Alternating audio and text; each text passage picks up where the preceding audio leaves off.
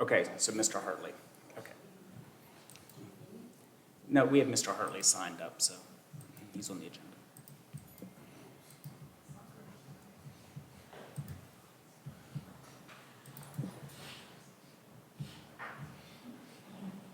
Ms. Varner, are we ready? Okay, hello everyone, and welcome to the April 14th, 2025 meeting of the Preston County Board of Education. I now call this meeting to order. We will start with a moment of silence, and then the Vice President, Mr. Cross-Kisner, will lead us in the Pledge of Allegiance.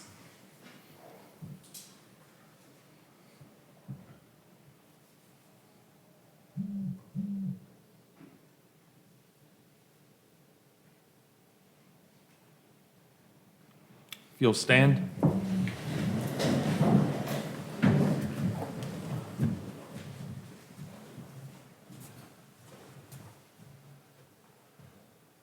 I pledge allegiance to the flag of the United States of America and to the republic for which it stands, one nation, under God, indivisible, with liberty and justice for all.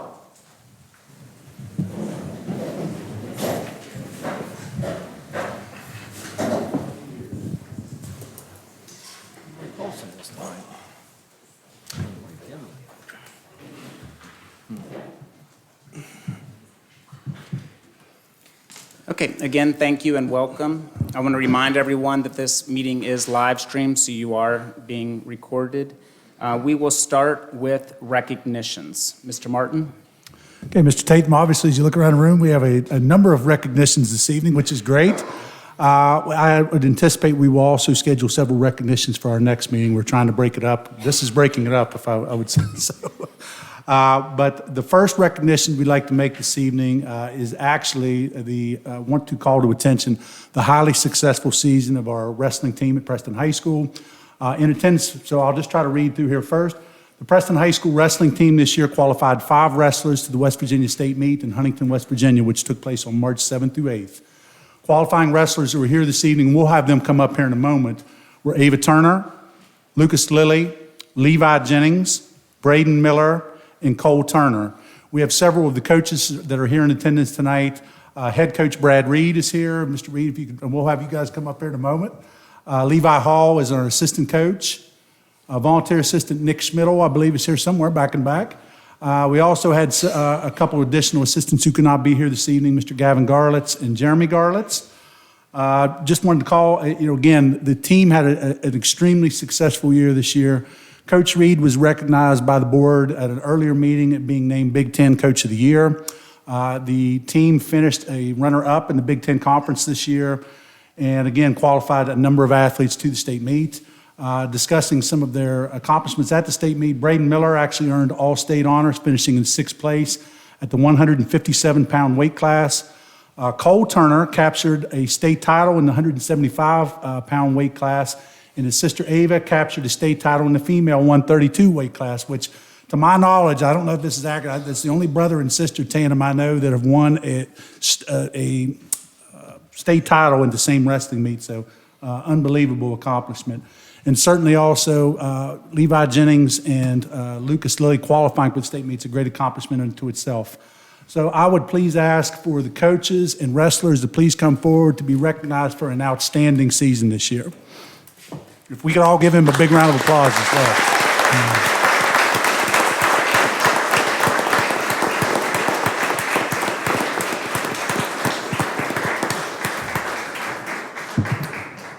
Guys, we certainly like to get a picture, and the board, I'm sure, would like to recognize you for your accomplishments this year. So.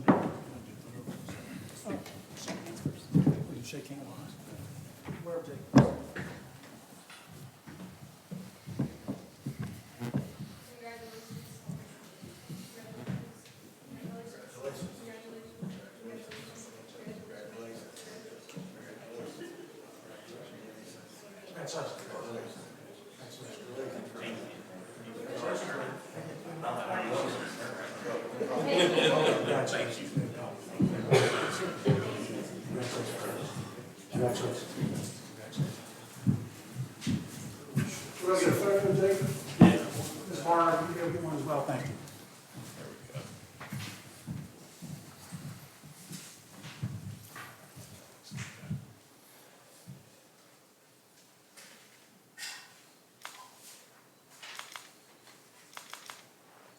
And again, if we could give the team and the coaches a big round of applause.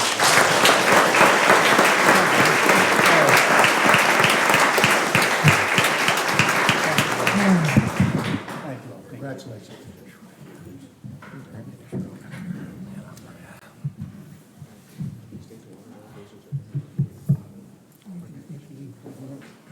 You want to stay for the other student recognitions?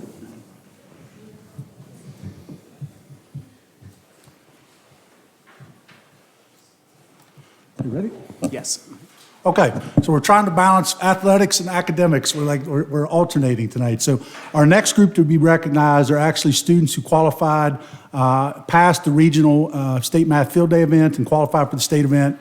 On March 1st, Preston County sent a delegation of students to the regional math field day competition led by math field day coordinator Mrs. Debbie Zigray. Grade level coordinators for math field day in Preston County include Tiffany Sheets, Rebecca Stump, and Lisa Heilman. This year, 3 students were named winners during the competition at the regionals. In the high school division, Preston High School student Colin Wyatt finished in 12th place overall. I don't know, is Colin here this evening? He may not have been able to make it. In the 4th grade division, Brewston School students Owen Moody finished as a second alternate, and Alexis Most finished in 2nd place. I don't know if any of those students are in attendance. If Alexis can please come forward. And Mrs. Zigray, is Mrs. Zigray, I'm sure she's out there somewhere. Where is Mrs. Zigray? Alexis, great accomplishment. Congratulations. And if everyone could please give Alexis and the other students a great big round of applause.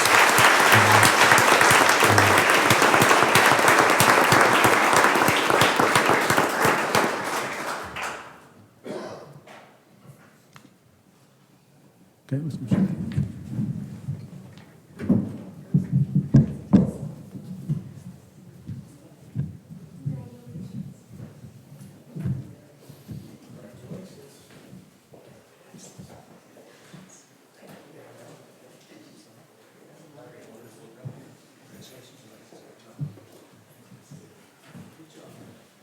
And again, if we could give Alexis a round of applause.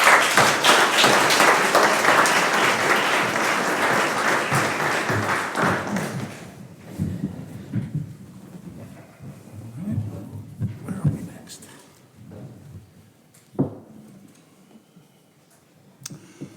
Okay, our next recognition is actually for Preston High School 12th grade student Ethan Likens. On March 18th, Ethan won the West Virginia Metro News Scholar Athlete of the Week, which is sponsored by ZMM Architects.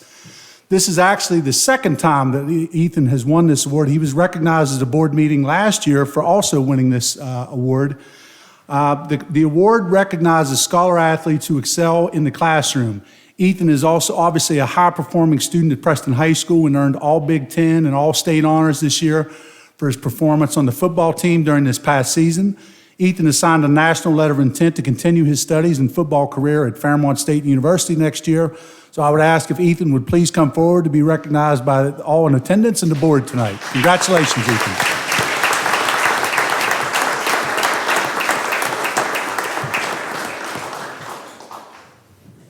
For the pictures, you can hold both plaques.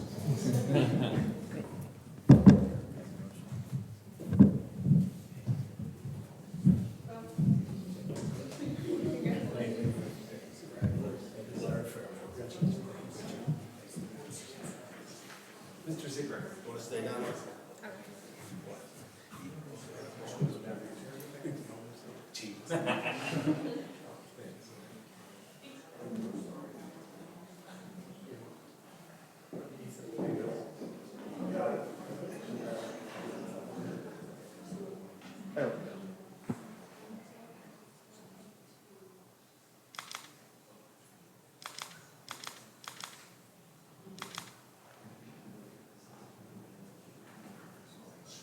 Again, if we can give Ethan a very big round of applause.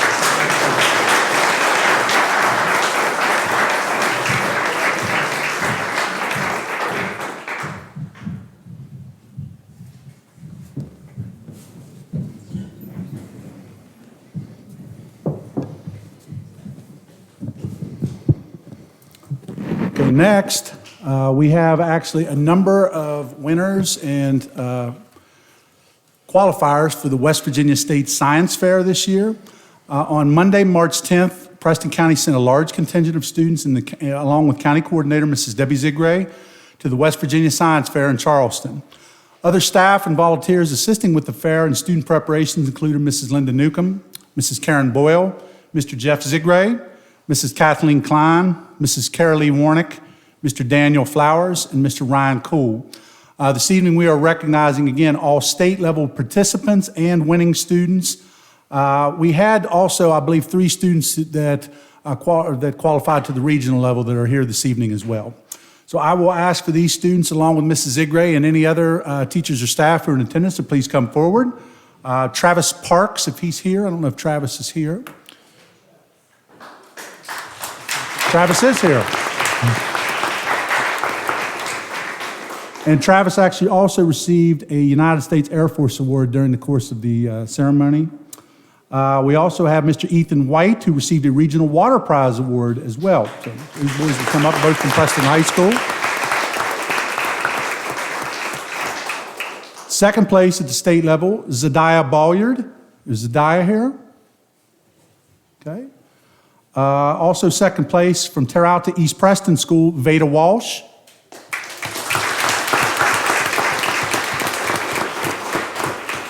From South Preston School, Ainsley Feathers. I don't know if Ainsley's here.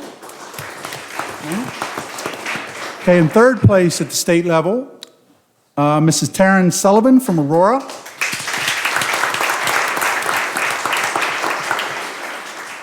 Nick Bernatowicz from Preston High School.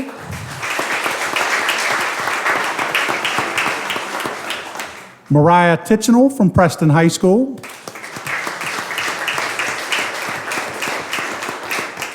Haley Trenham from Preston High School.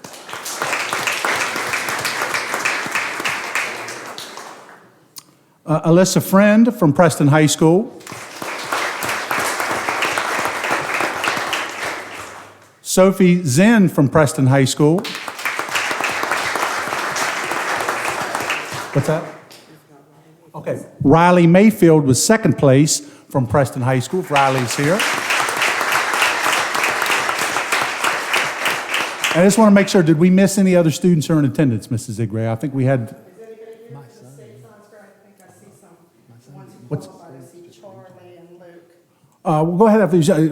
What are the names? And I see the one- who went to regionals? Come on up. If we have any other regional participants here tonight, we certainly would like to recognize those boys as well.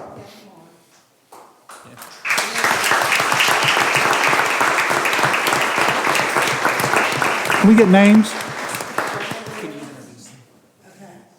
about if they introduce themselves? I get the twins mixed up. Okay, that's fine. Go ahead, say your name.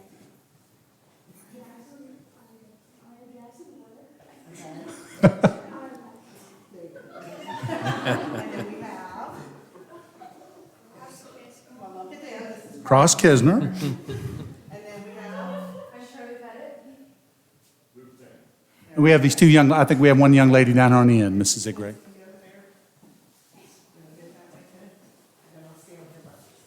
Ms. Zigray, you Mrs. Zigray, did we, I think, Oh, and then we have.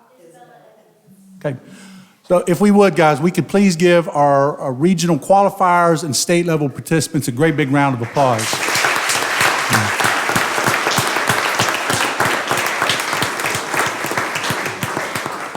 Shake hands.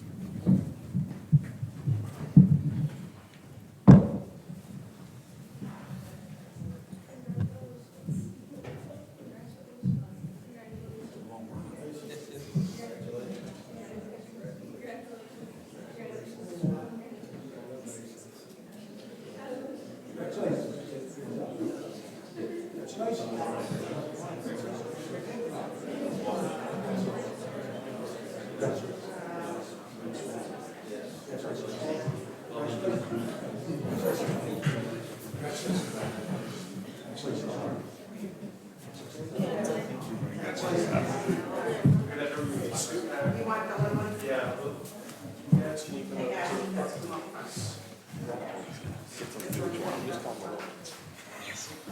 You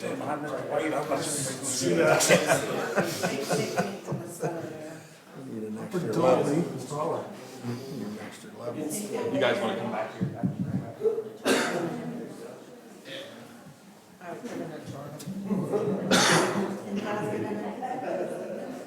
All right, back row, take a step this way.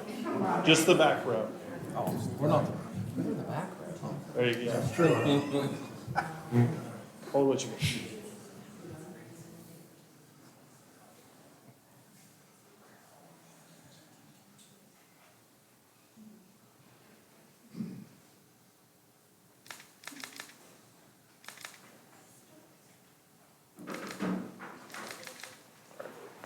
Again, if we could give them a great round of applause. Congratulations, students, and Mrs. Zigray, thanks to you and your team who works with the kids over here. Thank you so much.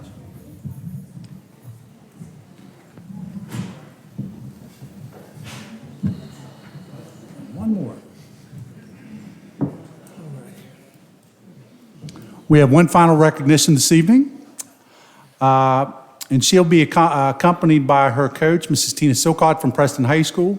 Patience Cartwright was actually named to the first team All Big Ten Conference this year as a cheerleader for the Preston High Knights. So if Patience and Mrs. Silcott would please come forward to be recognized. Congratulations, Patience.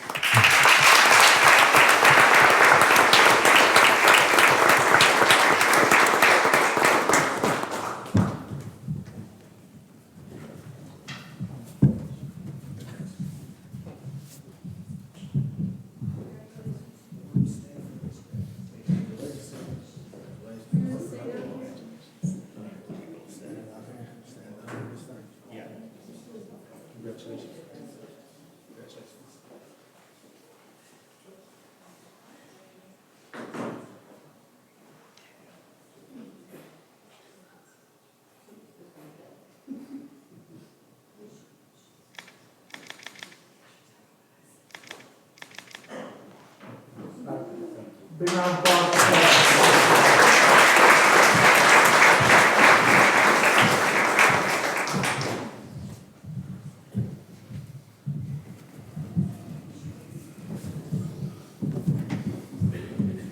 That was a flurry of recognitions. Okay, thank you, Mr. Martin. Most importantly, thank you to our students for representing Preston County Schools.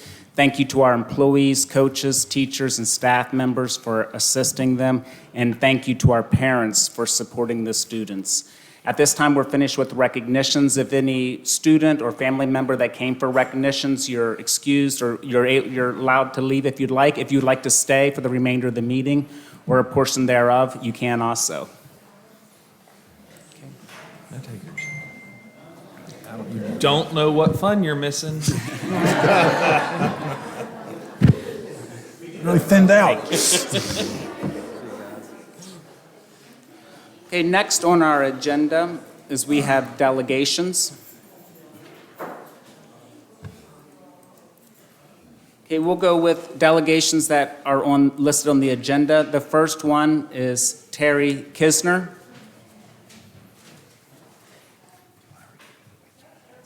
Yeah. So Mrs. Kisner, just I'll go through with everyone. Yep. Again, you have 5 minutes. Okay. Please don't mention employee names or student names for their privacy. You can address the board at the end if there's anything that Mr. Martin would like to respond to, or if there's any questions that board members want for additional information, they will do so at the end. Okay. Okay? Okay. Mrs. Varner, are you timing? Can you give her a 1-minute warning when she's used 4 minutes and have 1 minute left? Thank you. Good evening. My name is Terry Kisner. I come before you as someone with over 16 years of experience as a contract administrator and over 2 years of experience as a business development coordinator. My background includes writing proposals, requests for quotes, requests for proposals, and requests for information. My experience has left me with some concerns regarding the current procurement practices of Preston County Schools and the current invitation to bid for mowing services. In your packet, you will see I've outlined some of the Department of Education Policies and Procedures Manual and stuff that they, and I won't read it verbatim due to time constraints, But these policies and procedures are written to ensure the issuance of well-crafted requests for proposals, which are RFPs, and provide clear guidelines and expectations for vendors, leading to competitive proposals, better project outcomes, and effective risk management. A well-crafted RFP does the following things. It has clear requirements to define project needs and specifications, enabling vendors to understand requirements and provide accurate pricing without cost inflation due to uncertainties. A comprehensive RFP also levels the playing field by ensuring all vendors bid on the same scope of work where they compete based on efficiencies and cost effectiveness. A professional and thorough RFP also encourages participation and attracts more qualified vendors, leading to competitive bids and potentially lower prices as vendors aim to offer the best value. A well-crafted RFP also includes detailed evaluation criteria to allow for a fair comparison of bids. Vendors know that their proposals will be assessed based on a specific metrics, encouraging them to offer competitive pricing to stand out. A well-written RFP also promotes transparency by clearly outlining expectations and selection criteria, reducing hidden costs, and ensuring competitive fair pricing. And finally, identifying these challenges and constraints in the RFP allows vendors to address them in their proposals, aiding in risk mitigation and preventing unexpected costs, which ensures accurate competitive pricing. Industry standards say that a well-crafted RFP contains the following key components: an introduction and background, a scope of work, a schedule of events, submission of guidelines, contract terms, evaluation criteria, contact information, and appendices. Comparing these standards to the recent invitation to bid for mowing services reveals that you're missing key components to your RFP. This is very concerning because a poorly crafted RFP can lead to inconsistent bids, unclear expectations, disputes, higher costs, lower service quality, and vendor management issues. Clear, detailed RFPs are crucial for reliable, cost-effective, high-quality mowing services.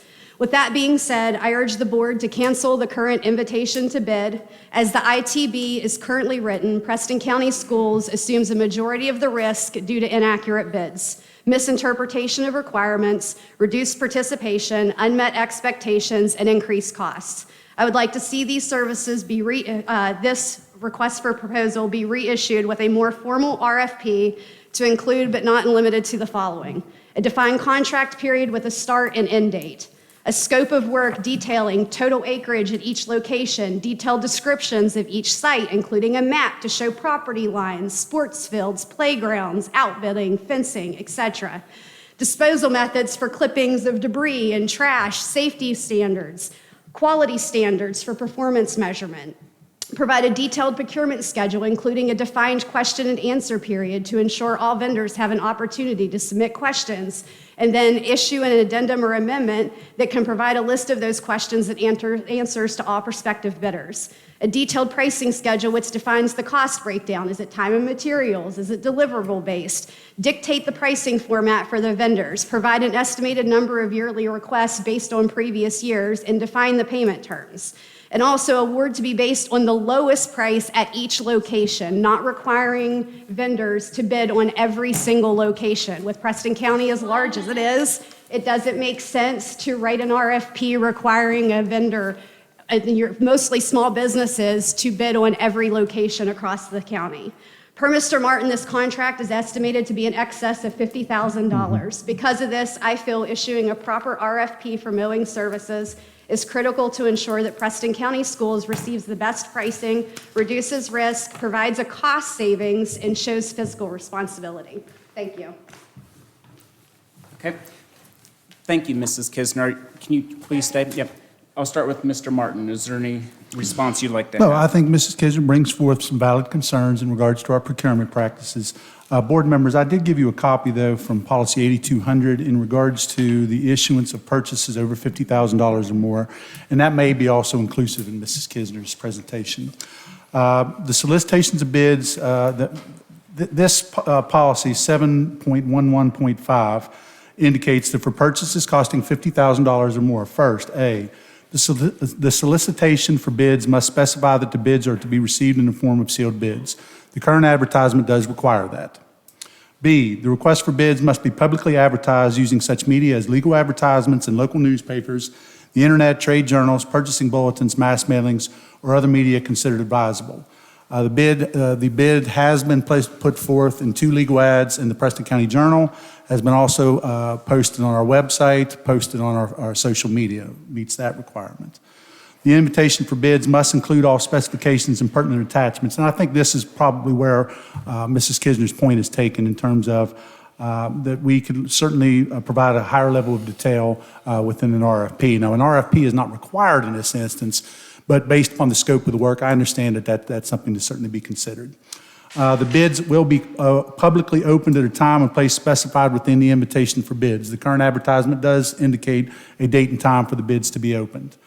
The request for bids must be retained for public review and inspection, which we do retain those records as per the policy, and approved purchase orders required before the merchandise or service is ordered, which is what we also carry. So I would say that if the current bid, certainly as we look at section C here, in terms of the invitation for bids must include all specifications and pertinent attachments.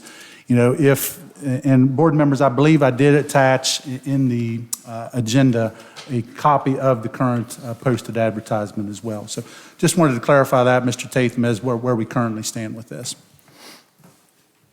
Board members, any request for additional information?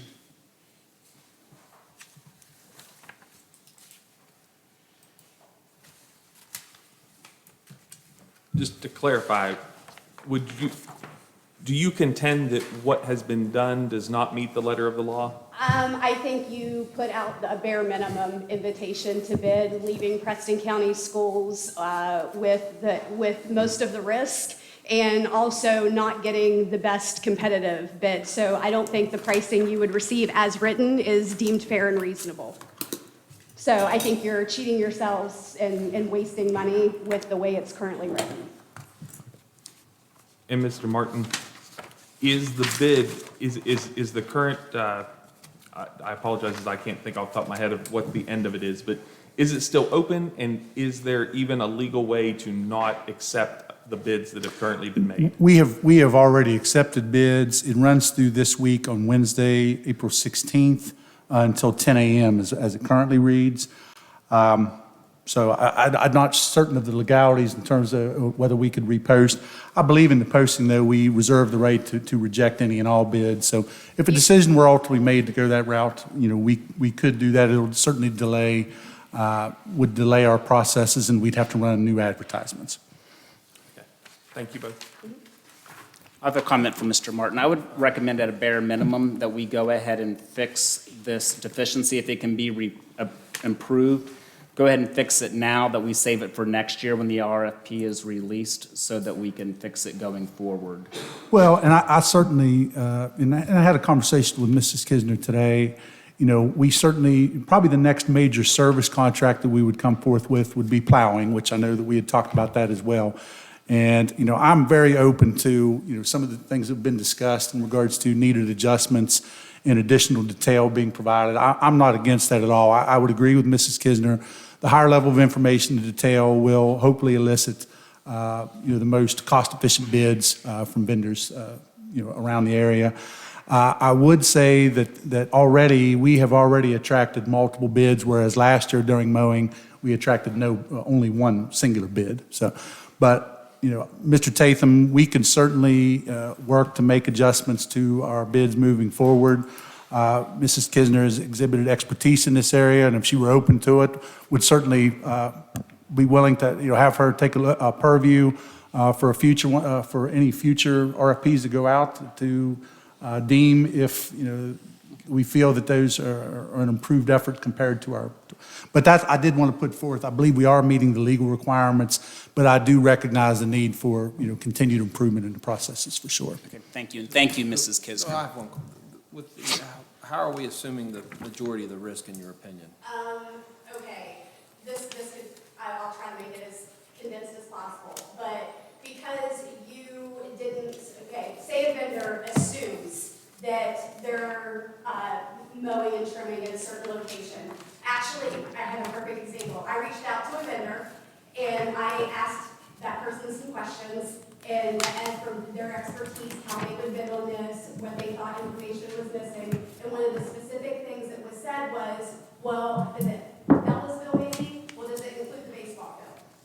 You know what I mean? clear property lines, basically. So not having property lines, so they may overbid by $1,000 or $500 or whatever, because they're assuming the job is bigger than what it was. And then another issue that I had was, making people bid on everything. That person said, well, that doesn't fit into my schedule because I already have my list of clients. If I could just bid on the schools closest to me, I'd be more than happy to bid.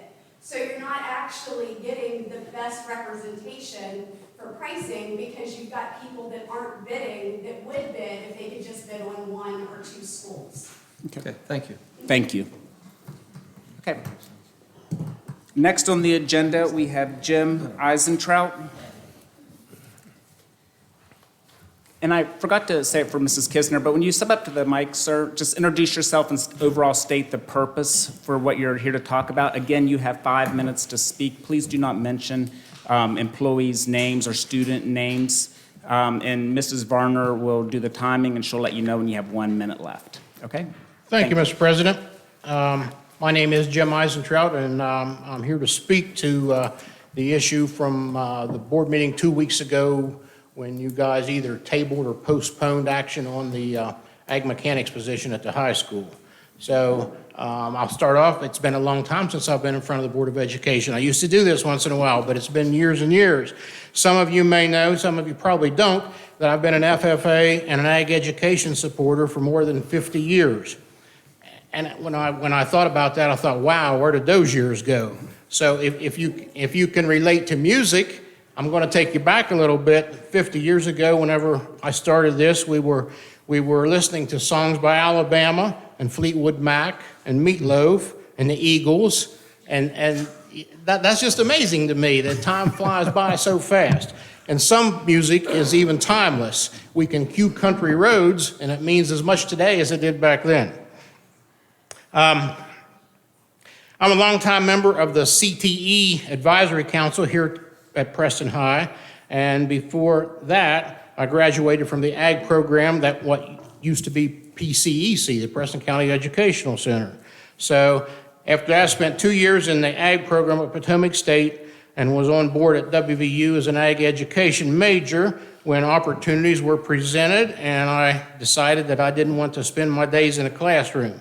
So as a young farm kid, I started my dream job, milking cows and raising crops. Okay, I soon figured out that it was a good life, but not such a good living. So I got a job as a Preston County school bus driver. All right, so woo-hoo, now I'm in high cotton and life is great. And I think my school bus salary that first year was something like $9,700 and something. So did that for several years and eventually gave up the dairy cows and then the full-time bus job for other employment. But a couple years ago, the best parts and the worst parts of being a school bus driver drew me back. So now I'm doing that again. I get hired every year and I get fired every year with our RIF program. So that's all right. Now, I'm really just an old farm kid. In one form or another, I still raise cows, corn, kids, and crops. And as long as you keep hiring me back, I'll drive a school bus transporting these FFA kids to their futures. All right? The bus, though, as you know, since you're in a school system, can't wait for those who are tardy. So get on the bus with me now and go for this ride. Thank you for the opportunity to address the item from your last meeting. You either tabled it or postponed it, I'm not sure which. But ag mechanics has historically been a mighty strong program here in Preston County. And you don't have to take my word for that. You can check the records from the FFA State Convention Awards and the WVU Scholastic Contests, and you'll see Preston County's done very well. Support from the public for the ag program is also pretty outrageous. 2 weeks ago, we had our annual ham, bacon, and egg show and sale that generated more than $65,000, 65, 66, 67. 2 weeks before that, we distributed 1,200 flats of strawberries that generated over $33,000. Go back a few months from before that, and the youth livestock sale at the Buckley Festival brought in over $165,000. Now, friends, that's way over $250,000 that people willingly dug deep in their pockets and shared to support the farm kids in their agricultural endeavors in Preston County. 1 minute? Well, I had dreams to talk about, but you're going to have to ask me your questions if you want to hear them. I don't like to complain about things without having something to offer to make a win-win. I'm not quite where I would like to be with that, but I'll offer this. To take ag mechanics out of the ag education program at Preston High is short-sighted. The ag students and the FFA members and the farm kids and their parents and all the other supporters of the ag program deserve the best we can provide. We're coming down to the wire on this, and it's like squeezing the last little bit of toothpaste out of the toothpaste tube. You know there's more in there, and you can see it, but it's awfully hard to get it out. We need you to squeeze that tube just a little bit harder and work a little bit harder to get to find a way to keep the ag mechanics part of the ag education curriculum. Thank you. If you have any questions, I'll try to entertain them. Board members? Or Mr. Martin? Mr. Eisentraut, are you under the impression that we are cutting a class, a teacher, a course? Half a What- position is my understanding, Okay.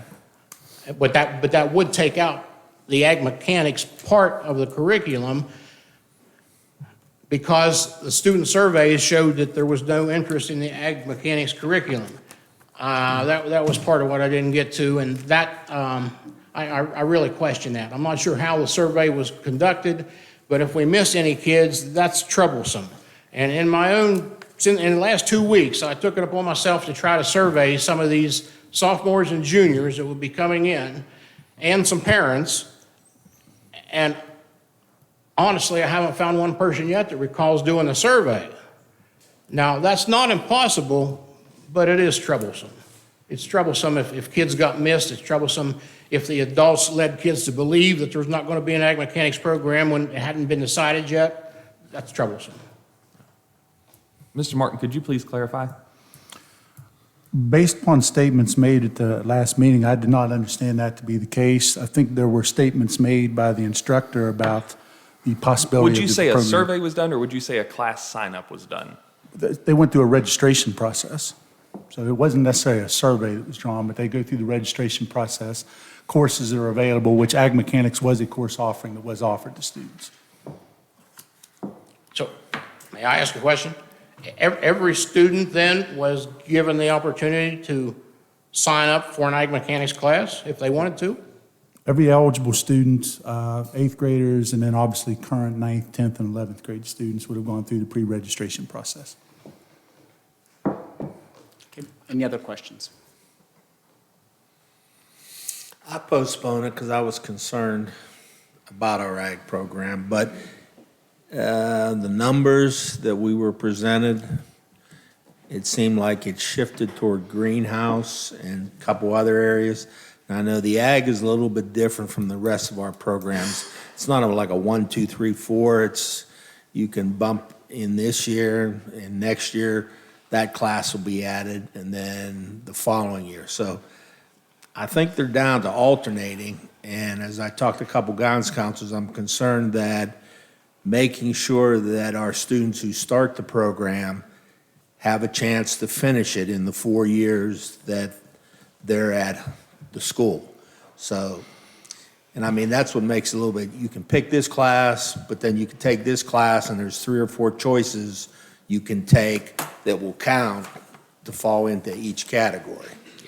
So we are cutting teachers at different levels, and it's a shame, because, I mean, I was under the impression that's what we're noted for up here is agriculture, and our tech class is based on that. Not saying we're getting rid of it altogether, but there are other tech programs in bigger cities that are reducing things like nursing and other areas that, you know. I understand your dilemma with money, and I understand how you got to pick out sections of classes to do. But FFA membership nationwide is almost at 1 million members. FFA membership in West Virginia is 7,200, maybe more than that.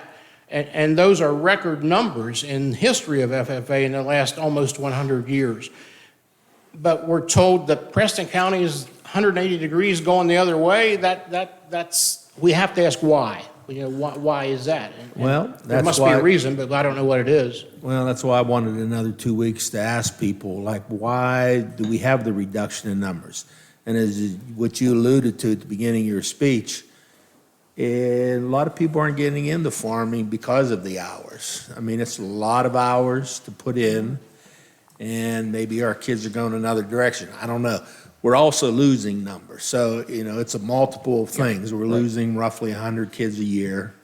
And, you know, I don't know what percentage that would be at the tech school, 20, 30 kids. But every year we're going to have to make rough choices like, what do we cut out this year? Do we cut a music program out of some elementary school?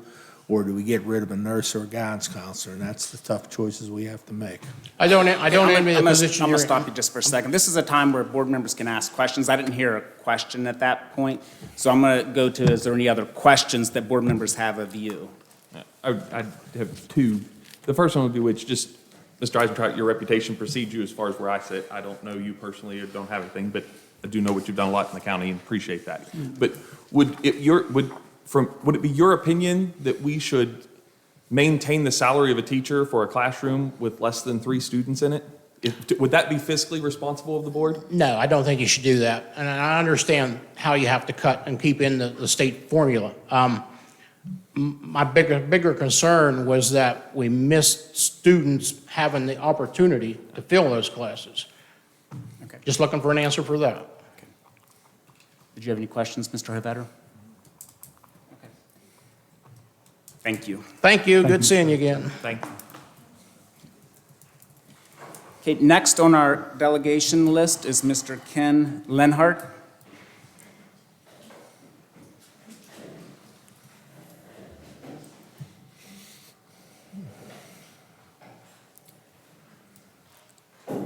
Mr. Lenhart, please introduce yourself and state your position and the purpose of your address tonight. And also, please don't mention any employee names or students by name. And you have 5 minutes, and Mrs. Varner will let you know when you have 1 minute remaining. Okay. Thank you. Thank you, members of the board. I'm Kent Leonhardt. I'm the Commissioner of Agriculture for the state of West Virginia. I came here because I heard that there was going to be a position cut from the FFA program here at Preston County. And I want to iterate that you had a lot of awardees here, and I want to congratulate those that are still here and the honorees. But, you know, Preston County is also very well known for the FFA program. And I would love to make sure that you see that. And I know I'm not here to say how allocation should be done, but I want to talk about the importance of the FFA program, not only to Preston County, but to the state of West Virginia. West Virginia is seeing record numbers of FFA participation with a reduction in student population. That's number one. That's very important. Number two, Preston County numbers, the numbers that I've received from the State Board of Education are showing that Preston County's FFA membership is up. And the curriculum may change, and I understand if you need to change the curriculum for different things, but the idea is we should have enough VOAG teachers to handle the growth that we're seeing. And you know, West Virginia, I've been Commissioner of Agriculture for 8 years. I'm in my ninth year, third term. We have seen under the last National Ag Statistics Survey, we have seen a growth in farmers under age 30, which means we're reversing the national trend of the aging of the American farmer. And it is tough work, but there's new technologies that are making things a lot better. And we need to embrace those technologies, and we need to have good, strong VOAG teachers that can teach those things. We're also we saw an increase in number of farmers under 5 years experience. Those are all very positive for the growth in agriculture. And what are we getting at that? When I first took office, agriculture was $750 million a year in economic output. we're up over $950 million a year. I'm hoping to break that $1 billion mark during this administration. So I'm here to urge you to really think long and hard about whether you're going to cut an ag program.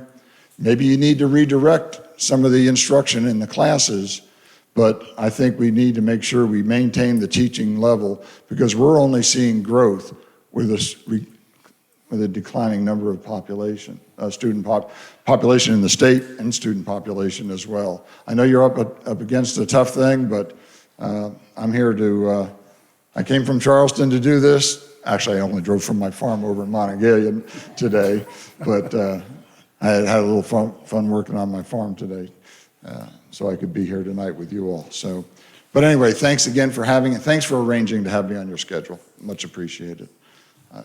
Be glad to answer any questions. Are there questions from board members from Mr. Lenhart? Yeah, I got a question. Why isn't it a consistent amount of classes for the number of years the students that are not, in a certain program? Like we have 4 or 5 different programs that kids can pick from as far as classes.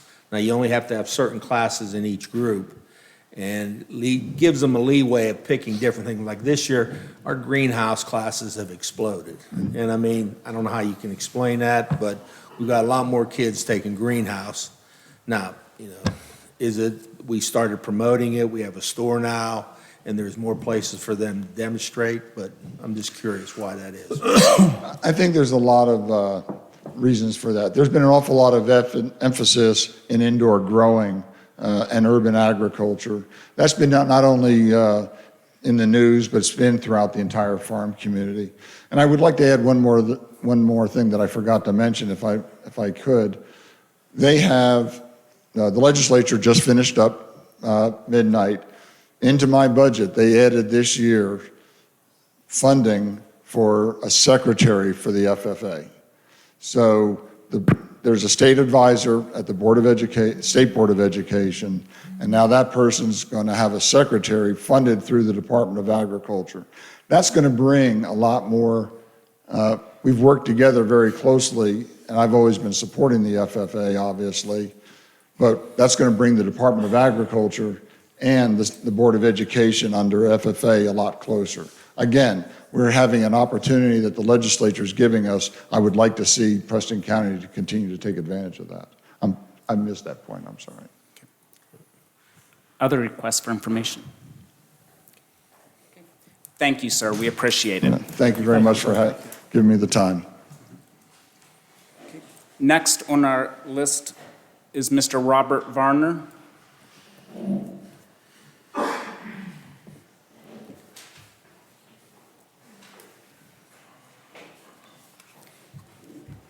Okay, Mr. Varner, just state your name, introduce yourself again. Please do not mention any other employees or students by name. You'll have 5 minutes to speak, and we'll let you know when you have 1 minute remaining. Okay, thank you. Good evening, board members. My name is Robert Warner. I'm an animal processing teacher. Thank you for giving me this time to speak. I hope you all have reviewed the packet that I sent to y'all. And if it wasn't through the internet being down, didn't have time, I got some pictures here I want you guys to look at while I talk.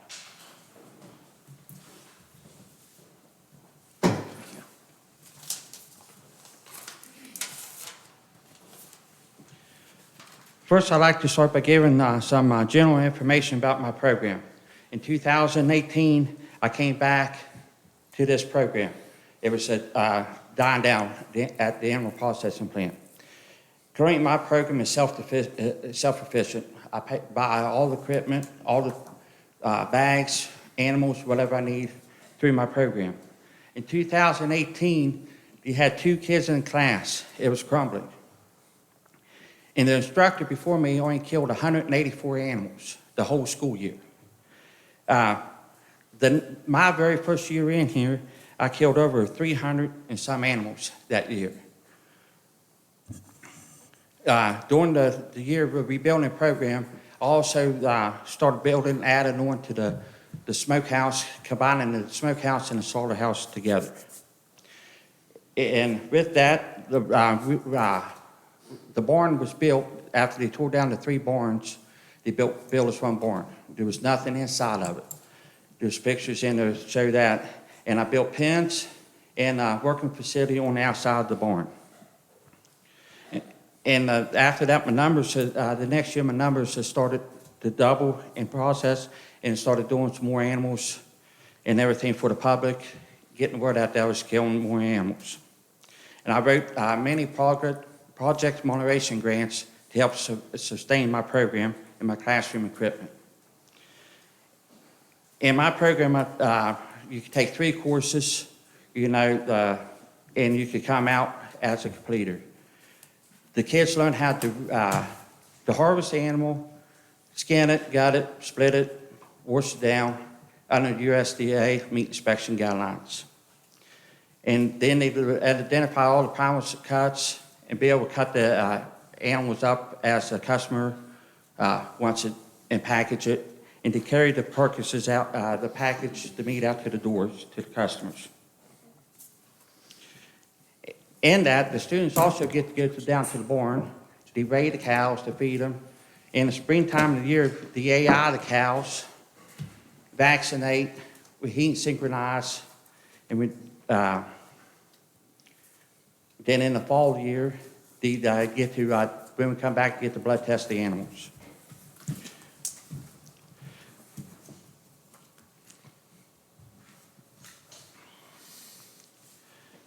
Then they help raise the freezer beefs, feed them out and stuff, and bring them up. They help sort it. So they get to see the calf from time it's bred to its finished project. It goes out to meat to the customers.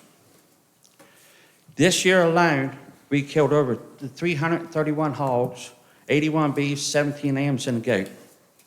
Now I'd like to explain the land at Preston High School. Everything going out to the right of the road is county commissioners or the hospital. The board don't own very much land without a building being on it. The farmland behind is paid through out of my animal processing account. And there's very strict demands, regulations from the landowner, what could be done and stuff. They don't want no tillage of the land. They don't want no buildings built. Thank you.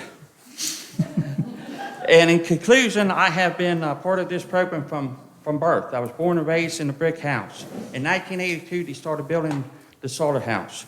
I grew up under Mr. LaRue, worked under Mr. LaRue. He kind of pushed me to go to my position.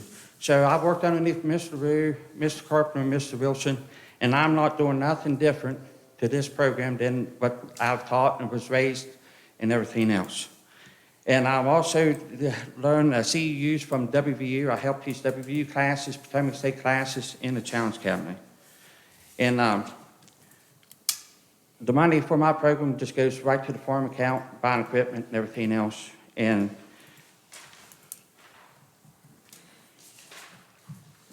do you guys have any questions?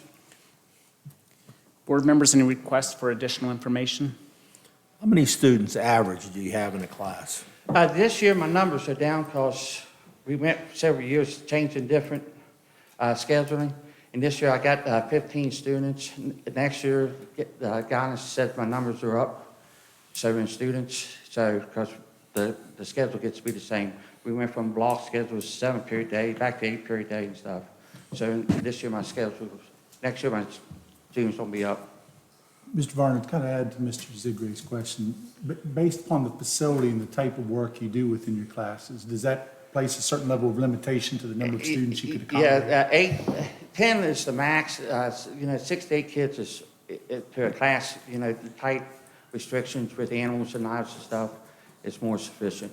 With the Challenge Cabinet, we did 4, then they brought 6, then the next year they brought up 12. That was too many students to that class because kids was bumping into each other and there just wasn't enough room. Can you please clarify for me, what farmland does Preston County Schools either own or lease? They don't own the land. I lease all the land through the animal processing account from the behind the bus garage and the animal processing plant in the greenhouse. It runs from the right down over the hill here to the dog pound and towards the shortcut road to the power line of shortcut road. And is that lease through, Animal processing. that's who's on the lease, or is it Preston County Schools? Well, it's Preston High, animal processing, and the Preston County Schools on that lease. So Preston County Schools is on that Yes. lease, okay. And then what about the land over on this side? You own to the woods line, up towards the hospital, the track field, and part of the hayfield above the new wrestling barn. Then it comes over diagonal to, right above the soccer field, and then it goes over towards the Boardman's fence line. So all that, I say the hay fields on that area, that's Preston County Schools? The hayfield, that's all county commissioners back that way. Going down the road, you own part of the field, but it is county commissioners then the hospital, Preston Memorial Hospital. Okay. Thank you. The figures you provided of butchering animals, is that the school year or the calendar year? It's the school year. Okay. I won't butcher through the summer. Okay, thank you. The question I have is, the whole reason we're here is the lack of interest by students. And your classes seem to be pretty full, but you have limitations on the Yeah. amount of students you can have. But what do you think the biggest reason is the kids are losing interest in the ag program? What can we do to maybe, if it does happen this year that it gets cut, that Well, next year we I've might talked be able to to bring it Mr. back Martin. on? We got a new welding teacher, a new building construction teacher, a new electronics teacher, and they're growing them programs. And we don't lose numbers because the kids are interested in that because they don't like the farm work, they like the welding, electrical work and stuff like that. You know, as we get better teachers in the programs, and them programs grow, all areas don't lose numbers. It's just general facts, you know. Kids like to be busy, kids don't like to sit in the classroom. Do I understand the information that you provided that we don't know where a tiller is? Yes. Yes, we do, or yes, we don't? No, I don't know where it's at. It got leased out to a student and it's never came back. What time period? This year will be the second year, and May will be the second year for this.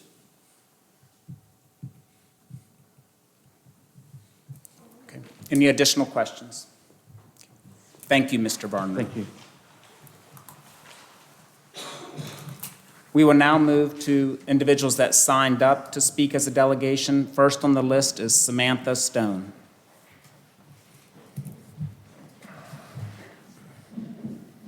Mrs. Stone is also in the presentation tonight for the county commission. Is this separate competition. from that? Okay. This is separate. Speak on the county commission, what I was signed up for? No, we'll do that during the presentation. I have you on the presentation, Mrs. Stone. I was just clarifying that you'll be appearing later on the presentations Yes, as well. Okay. All right, thank you. Just please introduce yourself, what role you're here before us now, and again, you have 5 minutes to speak. Please do not mention any employee or student Okay. by name. We'll let you know when you have 1 minute. All right, first, I would like to apologize because I have a lot of information and I'm very passionate. Also, I'd like to, probably as passionate as Debbie Zigray is about the social studies fair, so stay with me. All right, my name is Samantha Stone, and I wear many, many hats in this county. I'm a county commissioner, elected official, and I have 2 students that go to Preston High. I have 1 student at WVU, and I'm a farmer. I'm a Board of Education employee, and so I just tell you all these things to show you how diverse I am, and I have a student athlete at Preston High, so I am not just here for the ag program. I'm here because I have a vested interest in a number of things, and agriculture is one of those. Did you know that Preston County agriculture is a 19 million per year business here in Preston County? The ag census shows that Preston County has 1,171 farms. That's for 2022, which makes us #1 in the state. The 2024 annual bulletin ranks Preston County #1 in maple syrup production, #3 in hay production, #5 in cattle and sheep production, and #6 in corn production. Cattle is our #1 commodity with $17,576,000. And tonight, I want to enlighten you on some super important facts that hopefully convince you on the importance of our agricultural education courses offered here at Preston High School. I do feel that based on the recent failure of the levy and potential retirement of an ag position, that this position has become low-hanging fruit for the Board of Education.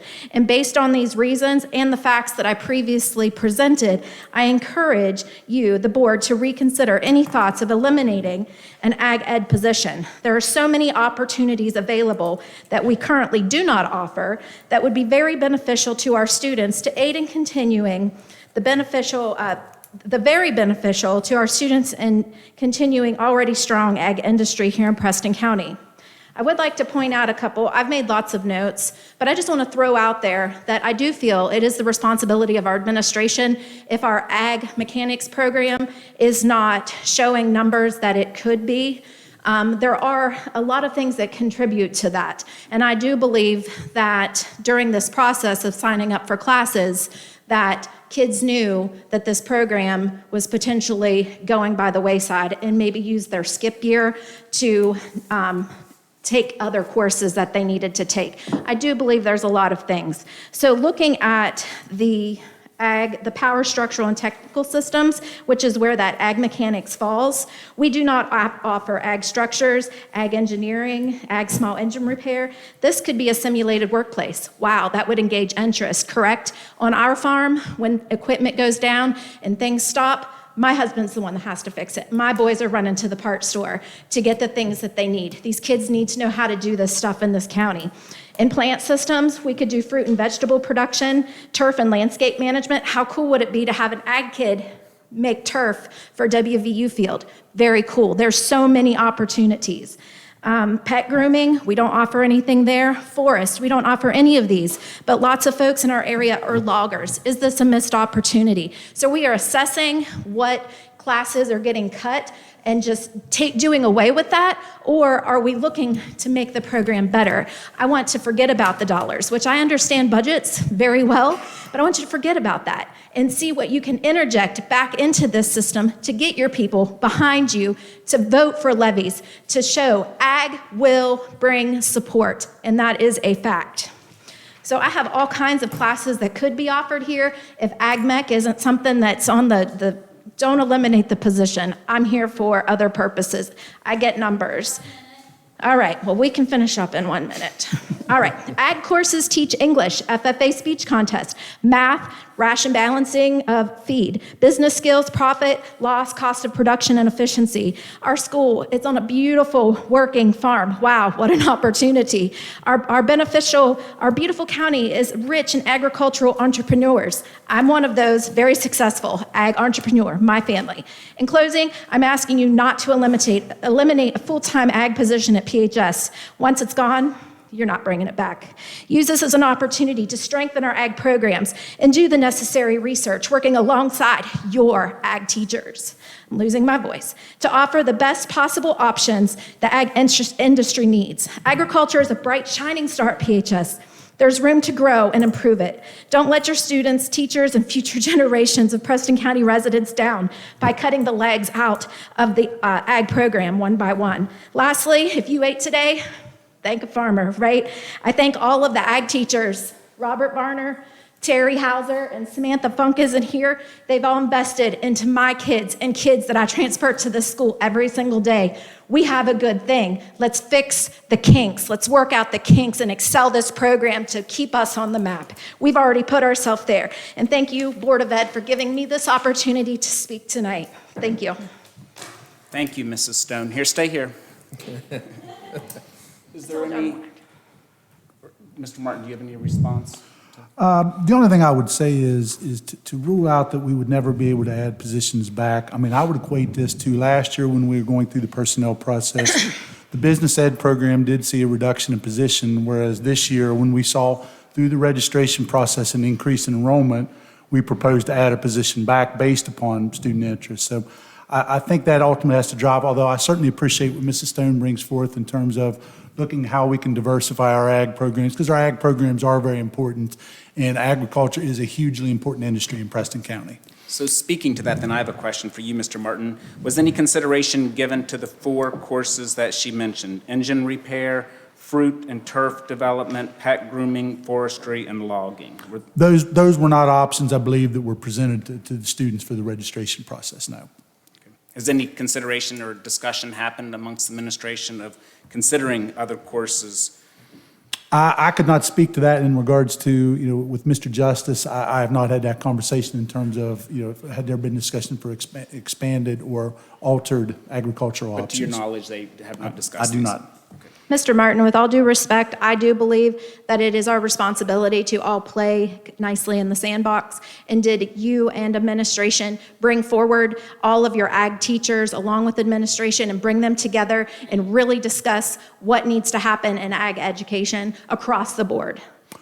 This year, no. Okay. Samantha, no. Other questions from board members? Ms. Stone, are you under the impression that a half of an ag position is being cut, or do you understand that a full ag position is still going to be available, only half of it at the high school, but the other half of it is going to be to increase ag interest through our middle school development? I am under the assumption that there's going to be a full-time position cut and there will be a full-time added but split between the high school and all the middle schools in the county to gauge interest in an ag program. But I do not understand why you would want to encourage kids to get interested in a program that you're cutting a teacher from and won't have the ability to educate at the level because it's going to draw interest. So that is slightly concerning to me, that would be the process. Are you under the impression that any class is being removed from our class course catalog? No.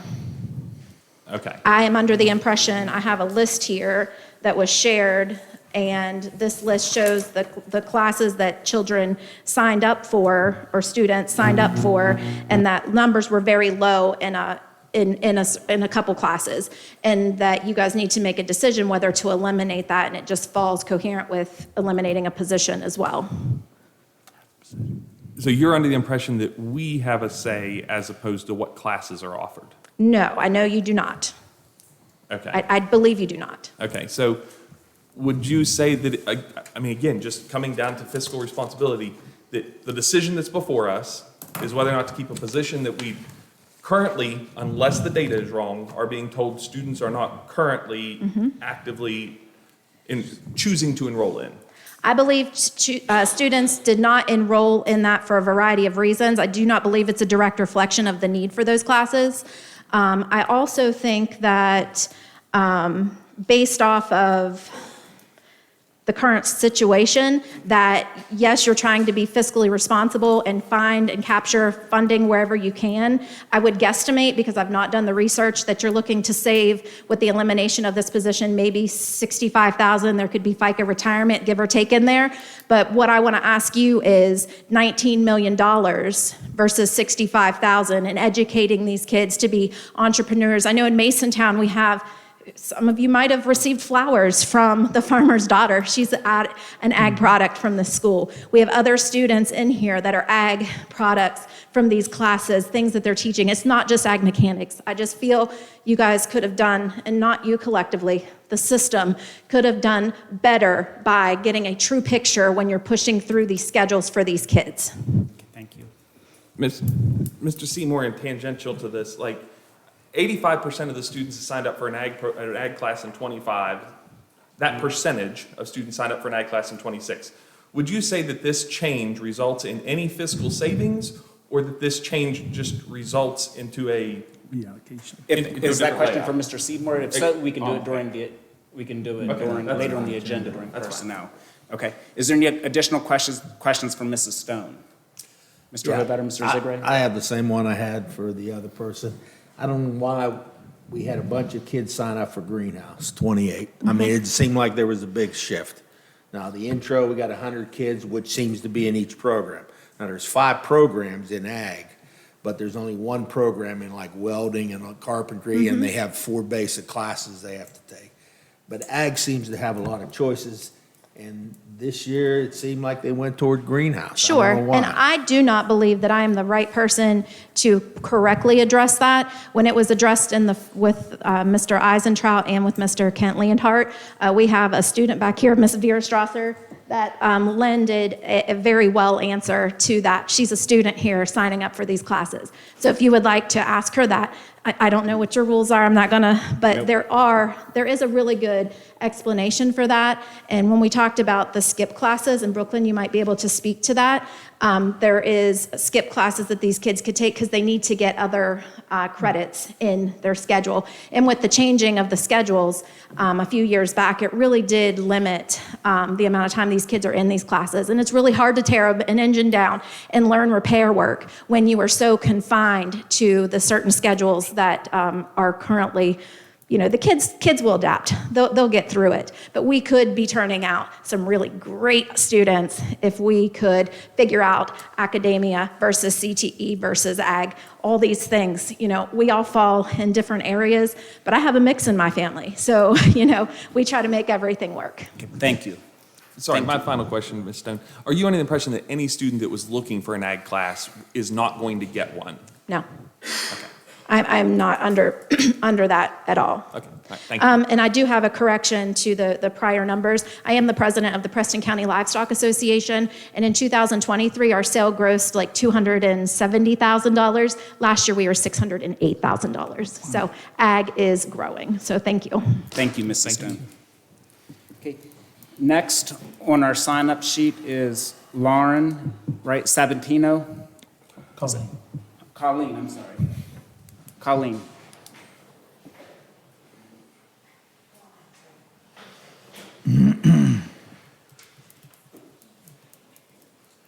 Okay, Ms. Sabatino, you have 5 minutes to speak. Please do not mention any employee or student by name. Okay, thank you. And then we'll let you know when you have 1 minute remaining. Okay, perfect. Thanks. I'm Colleen Sabatino. I'm the financial secretary at the high school.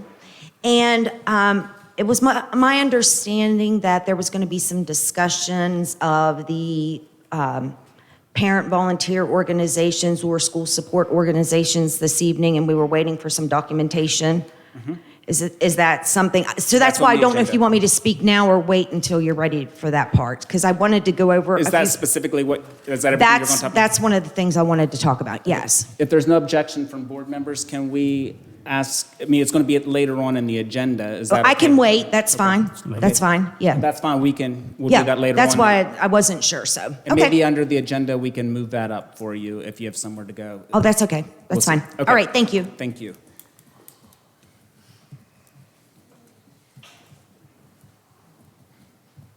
Okay, next on my list is Anthony Sabatino.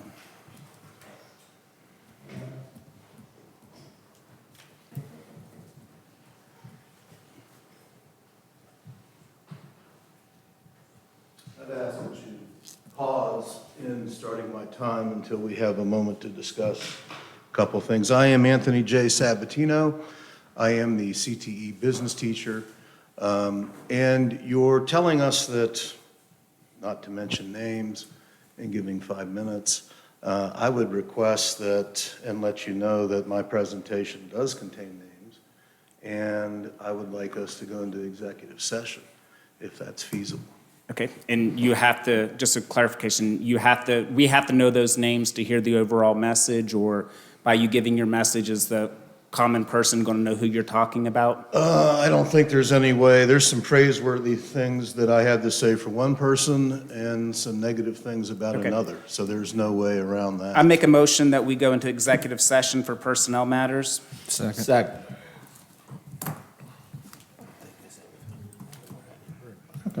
Okay, we have a motion made by myself for executive session, and we have a second by Mr. Hovatter. Is there any discussion? Okay, are you ready, Mr. Martin? 1 second, Mr. Tatham. On that, can I get just to repeat that the motion going to executive session, that was, Is for discussion of personnel matters. who made it, who seconded it? I made the motion. Mr. Hovatter seconded. Okay. Okay. You ready? Okay, this will be a voice vote. We'll start with Mr. Hovatter. Yes. Yes. Yes. Yes. Motion passes 4-0 at 7:14. Kisner, is there any discussion on the motion to return to open session? Okay, not hearing any. Voice vote. Okay, you ready? Yep. Okay, Mr. Segre? Yes. Yes. Yes. Yes. Motion passes 4-0 at 7:22. Okay, while we were in executive session, we heard about employee personnel concerns. No action was taken.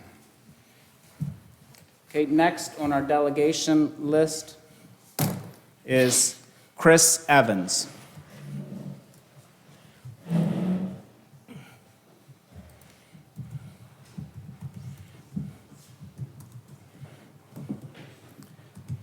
Okay, Ms. Evans, again, you have 5 minutes to speak. Please do not mention any employee or student's name.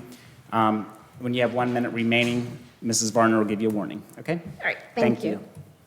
My name is Chris Evans, and I would like to talk about the subject of teaching students how to fund their own class or club. I address you this evening as a small hobby farmer the last 45 years, the last 35 sheep and donkeys, as a current board employee of 30 years, and as a volunteer of 3 months at the slaughterhouse during COVID. As a hobby farmer, I have had my animals processed at the slaughterhouse and have purchased additional meat over the last 35 years. I have worked with multiple instructors and have no complaints with the services provided. However, I have seen the productivity wax and wane as instructors vary in the amount of dedication, effort, and extra unpaid time they are willing to give. As an employee working with special needs, I see your current slaughterhouse staff exemplify compassion and attempt to expose students to hands-on activities in a life skills class. I've also seen the staff's extra effort to provide experiences that most of our special needs students may never get, including a hay ride and even participating with the field day with special needs. The extra effort to establish a rapport with difficult behavioral students has been impressive, including with my nephew.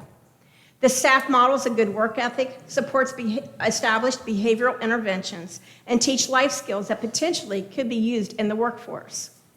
As a volunteer cutting up meat during COVID, this group was there before I and my nephew arrived. And they were there after we put in 7 to 8 hours a day. I grew up processing deer, but volunteering in the slaughterhouse, I still learned a lot. There were days we took very short lunches to meet the needs and to keep up with the demand. And I have a correction, and that summer, we volunteered well into the middle of the summer. So as a hobby farmer, animals get sick, get birthed, get out of the fence, etc., outside of our workday in the middle of the night and during a snowstorm. Hay can only be made when the weather is compatible. In addition to teaching all day, your current slaughterhouse staff goes above and beyond to meet those needs. It's hard work. As an employee, I see the dedication to, again, go above and beyond our contracts. As a volunteer, I recognize the amount of work it is to teach and do the job efficiently. We all have our strengths, but they easily outwork me in that setting. All of this to ask, why should the dedication, diligence, perseverance of one class help fund the wants of another's club? Being a farmer is not my responsibility to provide funds for someone else's farm, nor do I expect funds from others. As an employee, various classes and different clubs fundraise for their own. Why should this class be requested to fund a club with a percentage of their work? As a volunteer, you're asking to take the industriousness, strenuous labor, extra effort of one class's ability to be self-sufficient and prepping for when equipment breaks down or to expand within their means. What are we teaching our students? Fundraising by going door to door, asking family or friends, or going to businesses asking for donations develops life skills and taught us that we were to work for what we get. Getting funding from someone else's labor is not developing these skills, and you're preventing completely capable students of learning social life skills, how to plan a speech, to go get money, and work for a goal. Our classes and clubs, individuals, need to develop independence, creativeness, and teamwork within that class or club, not dependency on others' work. Thank you for your time. Thank you. Is there any requests for additional information from board members? Okay, not hearing any. Thank you. Thank you. Thank you. Okay, that has completed individuals that signed up as a delegation and also those that requested to be on the agenda. Next on our agenda is to approve the agenda. May I get a motion for the board to approve the meeting agenda? So moved. Okay. Second. Moved by Mr. Hovatter, second by Mr. Kisner. Is there any discussion? Not hearing any, I call the vote. Voting is open. Okay, for those in attendance, this is a computer vote, and the results appear on the screen.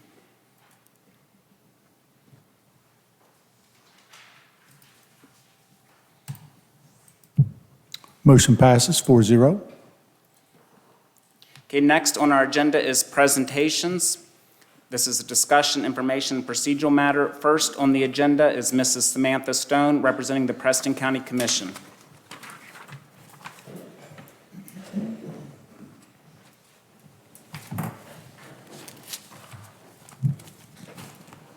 Hi. Board of Education, I come to you this evening to just ask for permission. Once again, I have taken great pride over my tenure as a county commissioner in educating our youth in what your government actually does. There's a lot of people that really do not understand the role of your county commission and the other local county government officials. And so every year, I ask permission to go into the schools to speak with the 8th grade students. We've had much success with this program, and last year had first place in the state. And so that cost me personally a pizza party for a Brewston classroom. But I will buy every student in the 8th grade a box of pizza if they show interest in truly understanding the role of our county government. As an elected official, when you decide to commit yourself to that sort of servanthood, you don't quite understand. You really don't. But once you get in there and get your boots on the ground, it's very obvious. You have to learn by doing. And so I feel that there's always room for improvement, and it starts at those levels when our students are coming into high school. So I would just like permission to go around and talk to the students about National County Government Month, which we are currently in. We're a little behind right now, but this contest goes through April 21st.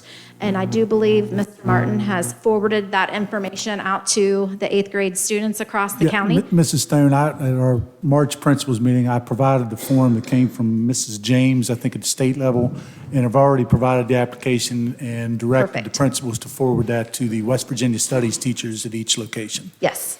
And so with that, I'd just like to get permission to go in and speak with those if they're amicable to me doing so. And to clarify, Mr. Martin, permission comes from you and not... I have no concern with that whatsoever. Again, we had success with this program last year and would certainly have already encouraged our schools to participate. So if Mrs. Stone is willing to go out and potentially encourage interest, I think that's a great idea. Okay. Is there any questions or disagreement from board members? No, I appreciate it. My question would be is, if possible, if the county commission could determine now and try to get the winners to be dedicated to the next time there is an election for a county commissioner that the school system helps do a talk about, having one of those students stand up and say what that position does so that the voters get an idea from a student who's studying it to write this Correct. exactly what authority that position has. Yes. When I was early in my tenure, I did go in. I was asked to go into a political science class here at the high school with Mr. Tennant and speak on the matter. And it's encouraging that there is a lot of interest in that. And it's, in our county, we work with a little, but the expectations are a lot for the services that the county commission are by code requested to fund. So I do take great pride in helping to educate the citizens in the county on what our role is. And I do appreciate your participation and allowing me to be a part of the education of these students in this matter. Anything else? Any other board members? No. Mr. Zigray, Mr. Hobatter? Okay. Thank you, Commissioner Thank you, Commissioner Stone. Okay, next on our list is David Hartley with WU Extension Services. Thank you for having me tonight. Tonight's presentation is our annual report about extension and our annual budget request as well.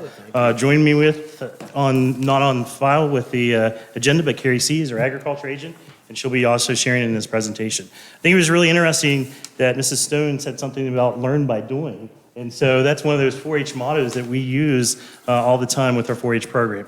So in the packet you have is kind of an overview that we'll kind of go through very quickly in the sake of time. The 4-H program has 13 clubs, a new high school club, and over 45 volunteers throughout the county.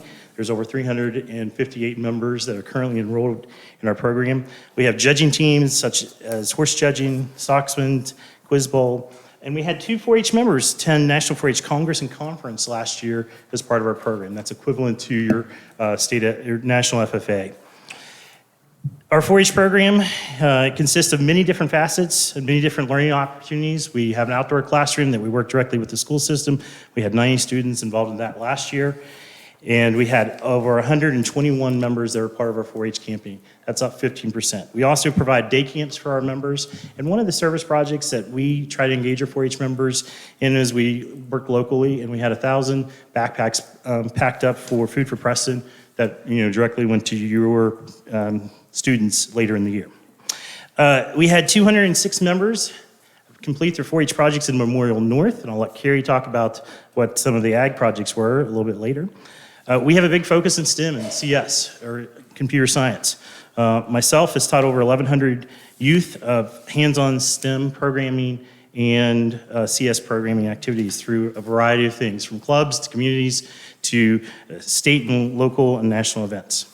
We launched a 3D printing program most recently. We were able to buy a 3D printer and teach our 4-Hers how to start some of the modeling and how to program your 3D printer, and then also how that kind of works into functional activities that might need to print a part that we need for a particular activity that they're doing.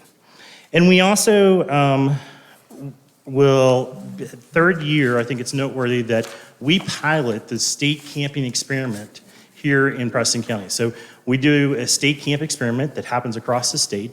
We pilot each year here in this county, and then the following year it goes statewide. And so this is the third year we've done that.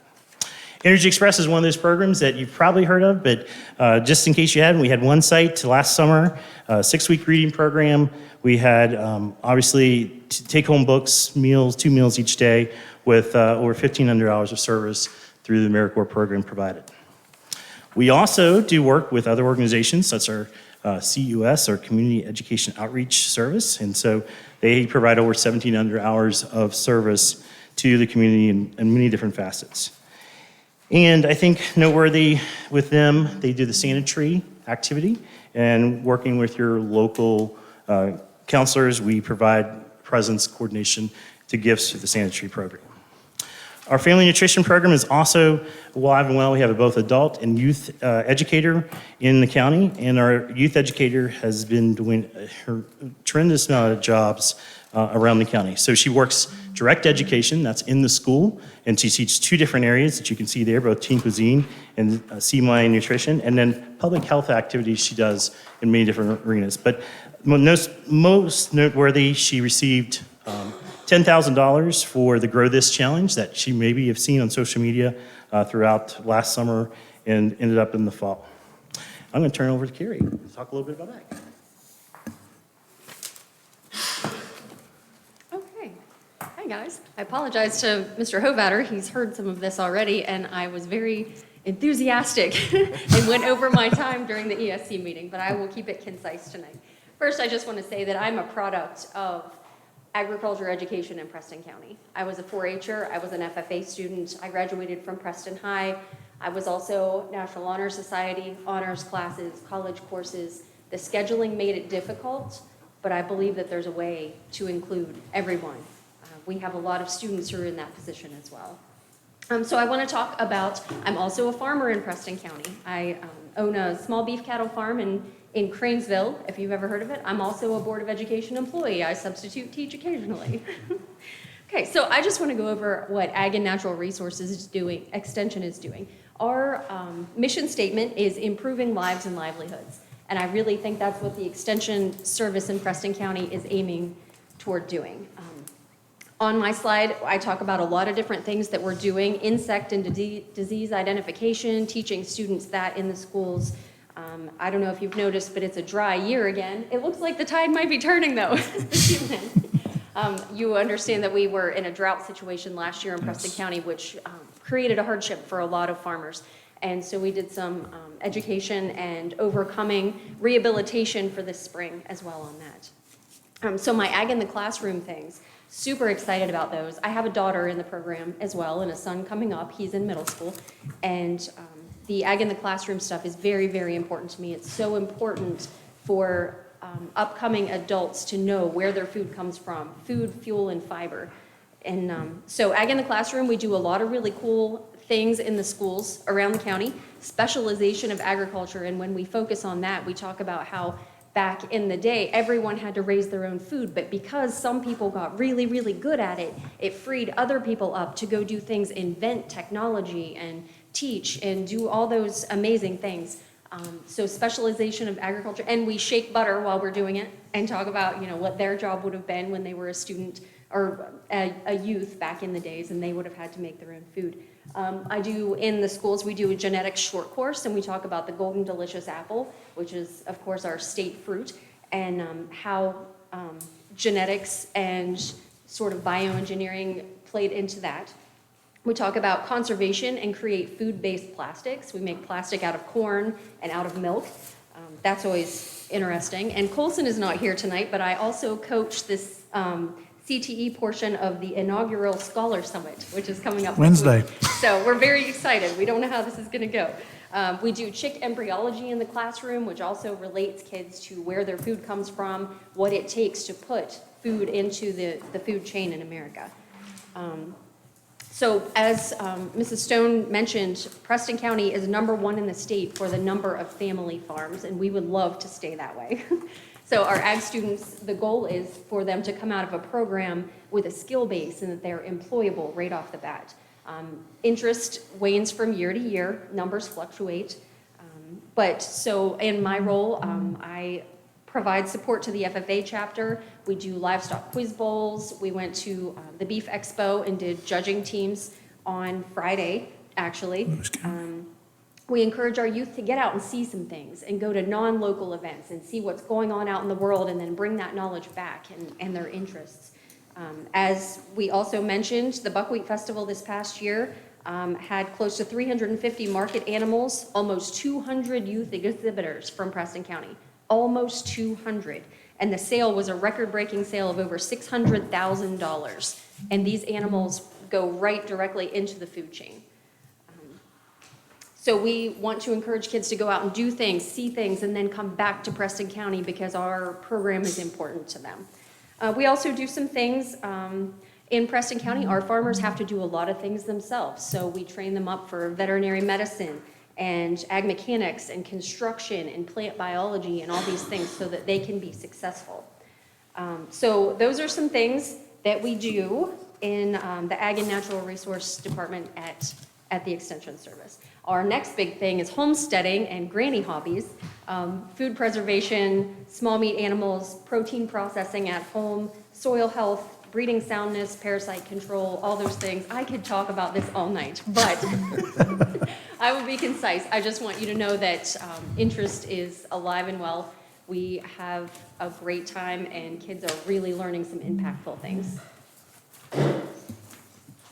So the next page in your packet really kind of highlights is just where we've been. So I took the timeline from pretty much spring of last year through this year, and you can kind of gauge where different things we've done, both, that's all our extension staff. And so we've reached over 1,100 participants through our different programs that we've provided to you in the schools. I will, make note that the Energy Express program bringing in $28,000 whenever we have that program to the school, to Preston County. We have some scheduled things down below that are coming up that we haven't done yet that will be happening this spring. And in addition, other support that we've provided, both COSs or out of the office, are all listed below there for your information. I'll take a pause there and see if there's any questions before we go to the budget. Okay. Any questions from board members or anything, Mr. Martin, that you would like to say? No, I appreciate Mrs. C. and Mr. Hartley presenting this evening and just putting forth the many contributions that have been made by the Extension Service. Any questions from board members? Yeah, are the greenhouses is that becoming, I mean, I see a lot of them on different people's property, but has that exploded in recent years? You want to answer? Yeah.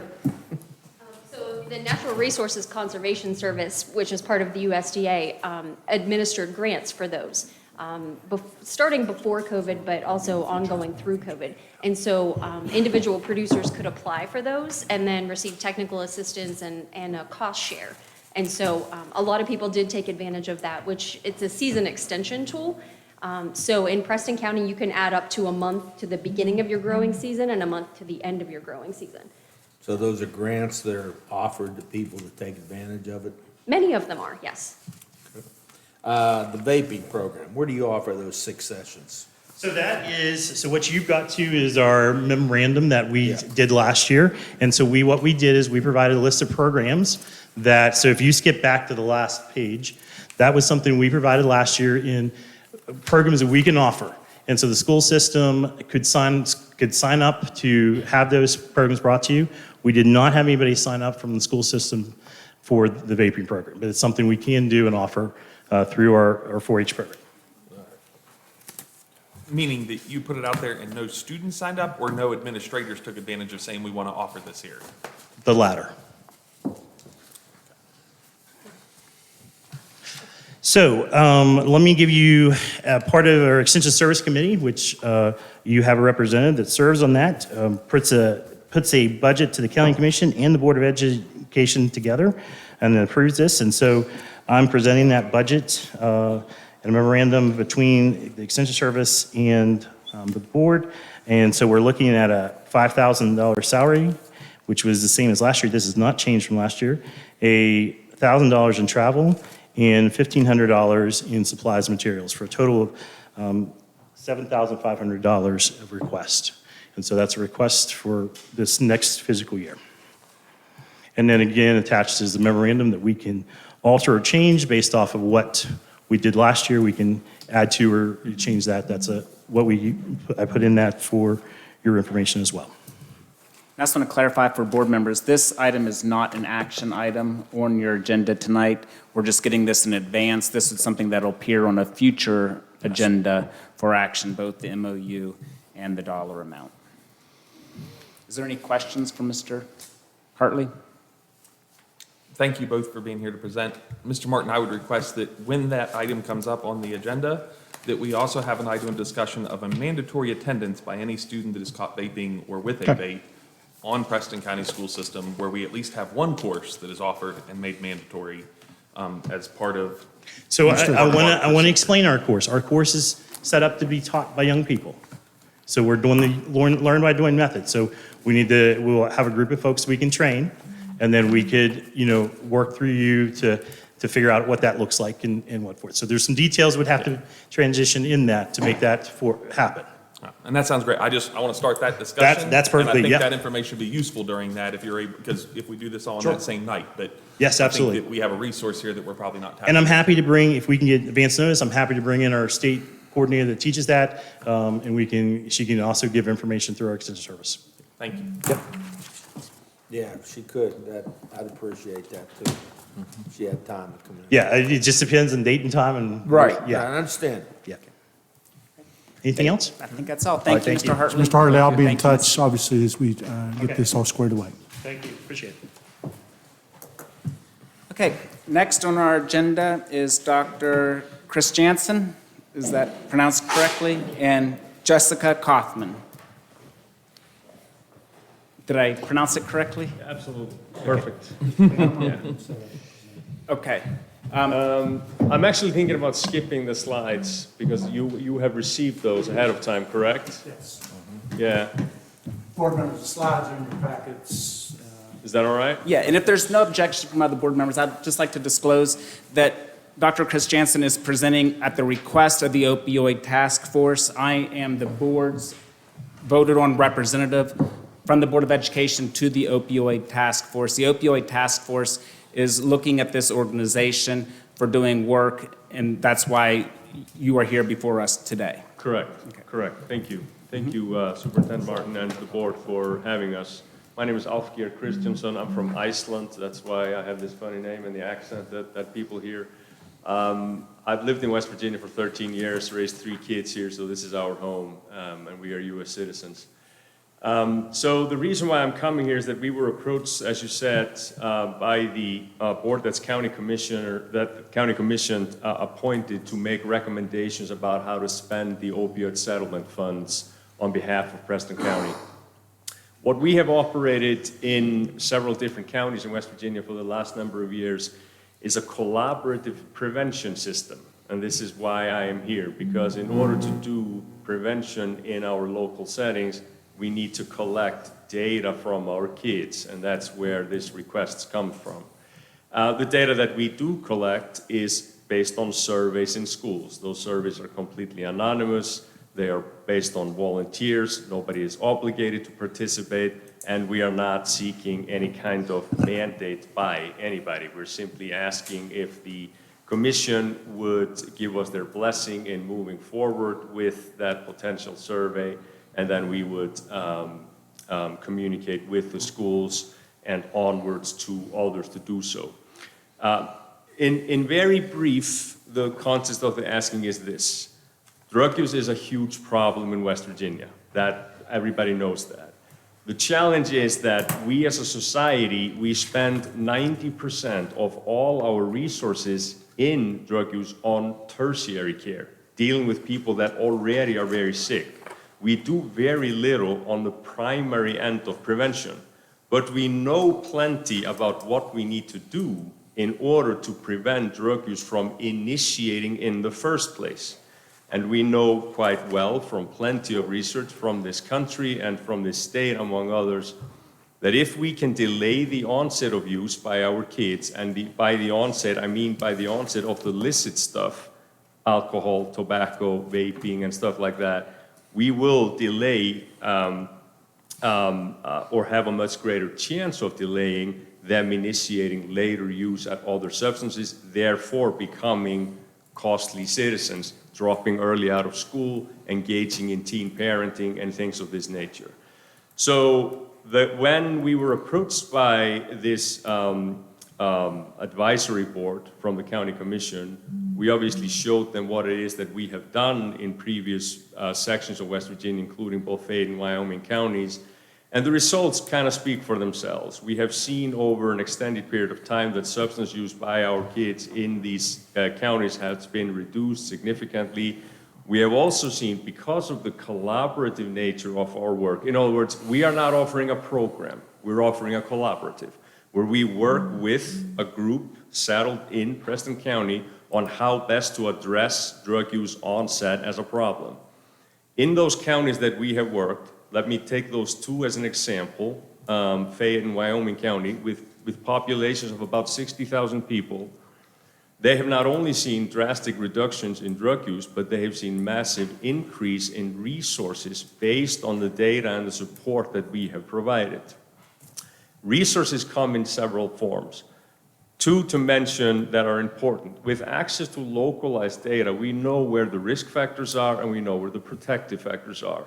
As a result, we can seek funding from external sources to address those factors across our communities. In those two counties, they acquired almost $5 million in external grants based on this local data in collaboration to us. Money that goes directly to the counties. It's not going to be sucked up by WVU. This is funding for the counties to address the issue. We are solely here as collaborators on the data collection and research side of things. We are not here to tell the county what to do. We're not here to tell the board what to do. We are here to collaborate with the county commission and the opioid settlement advisory group. So our role in this work, and this is where we are seeking your approval, is to approach the schools on behalf of the opioid settlement group to do surveys with kids in grades 7 through 12 in Preston County. These surveys are validated by WVU IRB. They have been conducted with almost 50,000 kids in this state over the last 13 years. This is my life's work. This is what I do for a living and have done for 20 years. We've collected data of this kind by about 50,000 kids throughout the state for the last 13 years. They are completely anonymous, no individuals are identified, and everybody has their own self-determination as whether to participate in them or not. Individual principals have the right to say or say not whether they want to participate or not. Individual parents, caregivers, and kids can decide by themselves. We will never know who participates or who doesn't. The questions in these surveys are universal. They are questions that are used in surveys of this kind throughout the country in all kinds of settings. The difference between this approach, however, and many others, is that we are acquiring data from local kids for local work. So in other words, we're not doing a research study, we are doing a collaborative work with the county schools, and we want them to be our partner. We don't want them to simply be there to give us their time, and therefore, as a part of this proposal, they would be compensated for their collaboration. That's a part of our proposal system. So, we are really here just as a matter of respect and courtesy to introduce this work that we would like to do with the opioid settlement funds with the county commission, but we are not here to mandate anybody to partake in a research study, so to speak. I think that is it, yes, okay? Okay, so I'll first turn it over to Mr. Martin, and then we'll open it up for questions from board members. Mr. Christensen, timeline in terms of when you would be seeking to implement? So if the proposal goes through that we are seeking with the commission, we would start by hiring a local coordinator. Okay. The local coordinator would probably be hired or hopefully be hired this summer. Our emphasis is to hire a local person, not an external expert, somebody that really lives and breathes the air of Preston County. Oftentimes, our coordinators are either from within the school systems or from the local health departments. Once that person is hired, we go through a training process with them, and then we start approaching the schools in the late summer, early fall with the anticipation of collecting this data in the sort of mid-fall. Once that gets processed, within about 2 months, the county board that works on the opioid settlement funds and prevention and individual schools would acquire that data back so that they can make decisions about what to do about prevention. We are obviously here to consult with them, but we're not here to tell them what to do. Our expertise lies in research methodology and operationalization of risk and protective factors and outcomes. And then this is a collaborative bridge where we work with them moving forward. So within about 2 months or so, this data would come to action and be helpful for the local school system and the opioid settlement group. Would your group provide a consistent consent form that could be utilized with students participating in the study? All that process is obviously by the current ethical standards, by our IRB at the university, and of course, everybody will know what's happening. That's a part of the process, that we have a system of introductions that's mandated by the IRB process, and obviously introductions to what is being asked for and so on and so forth. There will be no ifs and buts about if this work takes place. People will know about it. Okay. Mr. Tatum, that's all I have. Okay. Questions from other board members? If I understand correctly, you're simply requesting the boards, are us giving you permission to disseminate the information to our principals with their ability to disseminate it to their students. I think there's that's no funding being requested. There's no fiscal note of any nature that you foresee being attached to anything that you're Right. asking from the school. So I do what we call community engaged research. This means that I want to work through all the layers of the community to simply respectfully let people know what it is that we are planning to do. I would not like, if I were you, that some guy from an external university comes to survey my kids without you knowing. So in other words, we just want to make sure that people know what our intentions are, but everybody will have the rights to make their own decisions concerning whether they want to participate or not. So yes, we're simply seeking your blessing so that we can continue and move this ball forward. And then, if an individual principal says, I don't want to devote any time to this, then so be it. By the way, just to make sure that we are clear on this, we do not ask for favors. we compensate people for their time. So if the schools participate in this for us, they will be a part of the funding line that gets paid to do this work. And we designated individual inside every school that we call a supervising contact agent that gets paid to help us administer the surveys. We do not ask them for simply free time for the data collection operation. So you're looking to partner with the opioid settlement group, and the data that you obtain, you're then going to break down, analyze. Yeah, so we have a system and a theoretical framework that really is about risk and protective factors within the domains of families, school, the peer group, and their free time. And it isn't probably rocket science to most people that kids that are at risk of getting into drug use early, they share a certain profile.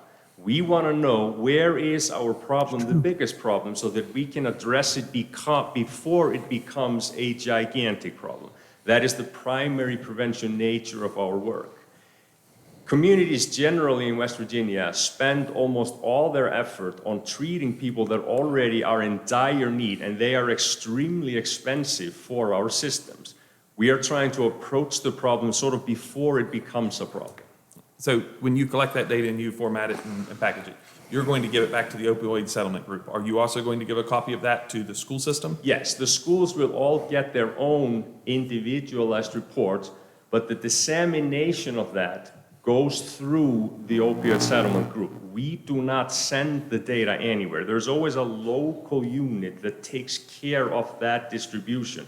We know full well that there's plenty of finger pointing at the schools. We are not here to participate in that endeavor at all. We know it's a fragile area, so we want to make sure that once the reports get prepared, the schools will get individual reports. And just for the sake of the argument, all individual reports carry blinded comparison to other areas. So if I want to work on, let's say, my school, I will have a blinded comparison to other schools. That blinded comparison enables me to set my own goals and realize where my relative position is, but it does not give me the names of the others, so to speak. So, we understand the context of this work. Okay, and then I didn't see anything in what you provided us in your PowerPoint of sample surveys. Do you have those? Are those? Did you bring those for us to see, like the types of questions that you're going to be asking students? We did not, but we can easily do that. I can assure the questions we ask are very general, used on risk and protective factors about those issues in multiple different studies, including from the CDC and others. So we're not inventing anything new here. We're asking questions about established issues. The question is just, how big are they in different places? So it's not a research study into new knowledge, it's more of a mapping of a situation in order to understand the context. And then finally, are there any conclusions that you come to with your data that you do not share with the school systems, with the participants? Any conclusions that I do not share? No, I mean, the data is in local ownership. We don't take ownership of that. We certainly utilize it for analyses, but that is without any identification of county or schools.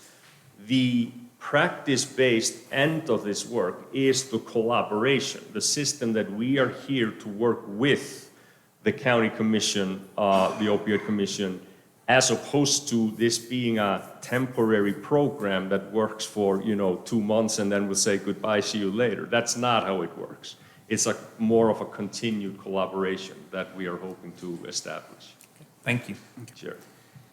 So just two questions or comments, more of clarification. So if the county commission would choose to contract with your organization, you are expecting the school board to allow the questionnaires to happen. I mean, it needs to for it to be effective. Is that correct? Right. The data collection is the centerpiece or sort of the glue that holds it all together. In other words, if we are concerned about certain risk or certain protective factors in different school communities in the county, we first have to measure how much of a problem they may be and if that differs between different communities in the county. So that's sort of the backbone of this work.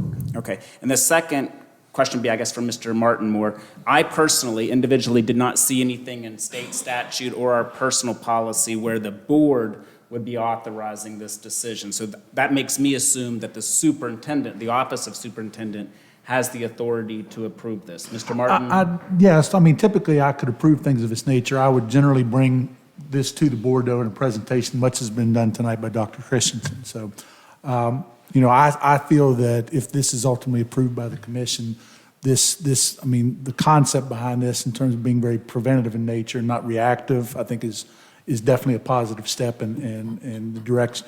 I feel that we should be in support of this. So is there any reservations then, is what I'm getting at? Before this goes to the county commission, is there any reservations from our standpoint? I just had one other question. Go ahead, Mr. Zickrey. If the principal decided to opt out, now, would that just go to maybe a guidance counselor or a teacher or someone else who was willing to take that on? Well, so we would seek to work through each principal first through that person that needs to be hired locally to be the local boots on the ground work. What I mean by going through the principal is the principal obviously is the highest officer within each school. They give permission to extend that work into the school. But on our end, the person that we work with within each school may be appointed by the principal. Historically, it's usually either a guidance counselor or an assistant principal.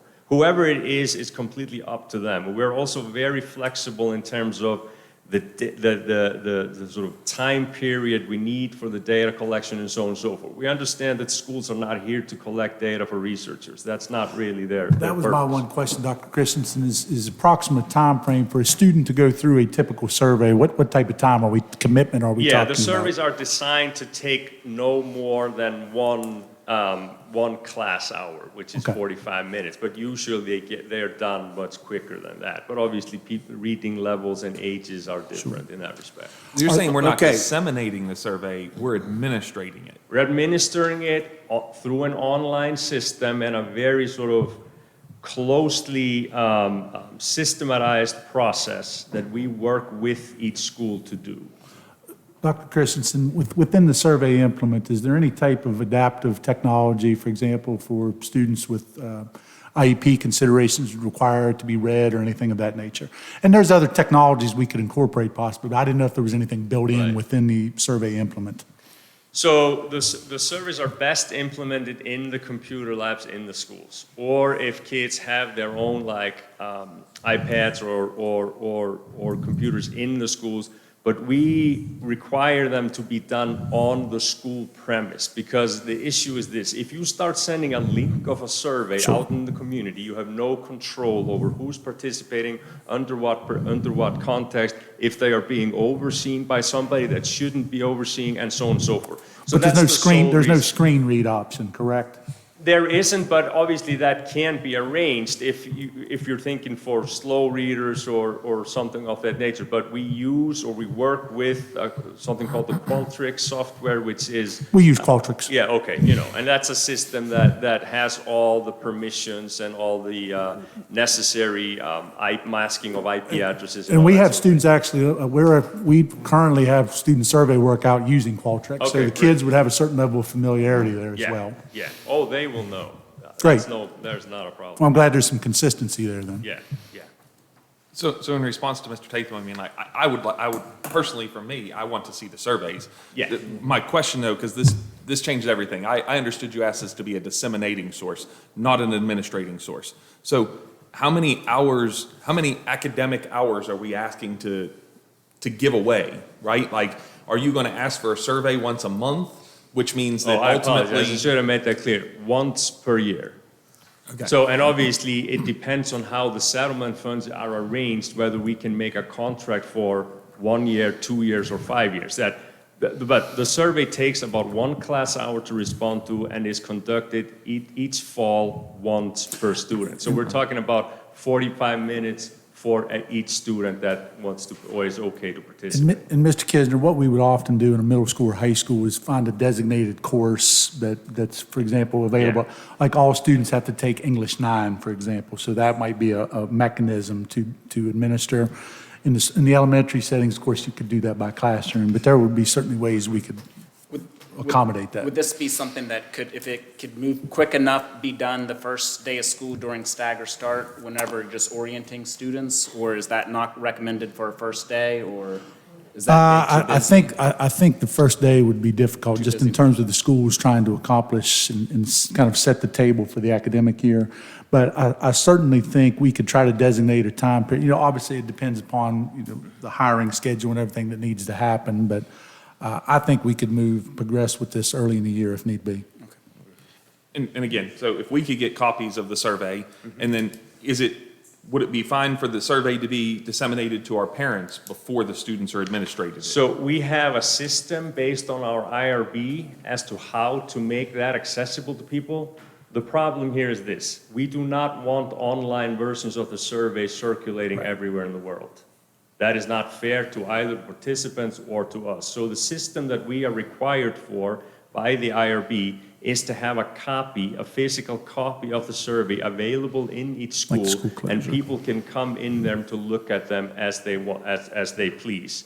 But you know, the challenge here is that somebody may misunderstand, and we may have challenges when people start making noise about, you know, we don't want these questions being asked to our kids. This is where the IRB process becomes so important, that all the questions, all these measurements have been vetted. There is no individual identification of anybody. We are not asking about anything that we don't already know may be problematic or protected. So that's the issue. But we follow the process as ethically as we are obviously acquired to, and obviously by all laws and rules as we have to. Okay, thank you. We Thank you. appreciate your Appreciate time your and time, your sir. efforts, and thank you, Thank you, Dr. Mr. Burke, Kaufman. for attending also. Okay, I think that covers our presentations. Okay, next on the agenda is approval of the minutes from our March 24th, 2025 meeting. This is an information and action item. Can someone make the motion to approve, for the board to approve the minutes from March 24th, 2025? So moved. Okay, moved by Mr. Hovatter. Second. Second by Mr. Zigray. Is there any corrections or changes or additions? Not hearing any, I call the vote. And, yeah, thank you. Voting is open. While we're doing that, thank you. Feel free to leave. Yep.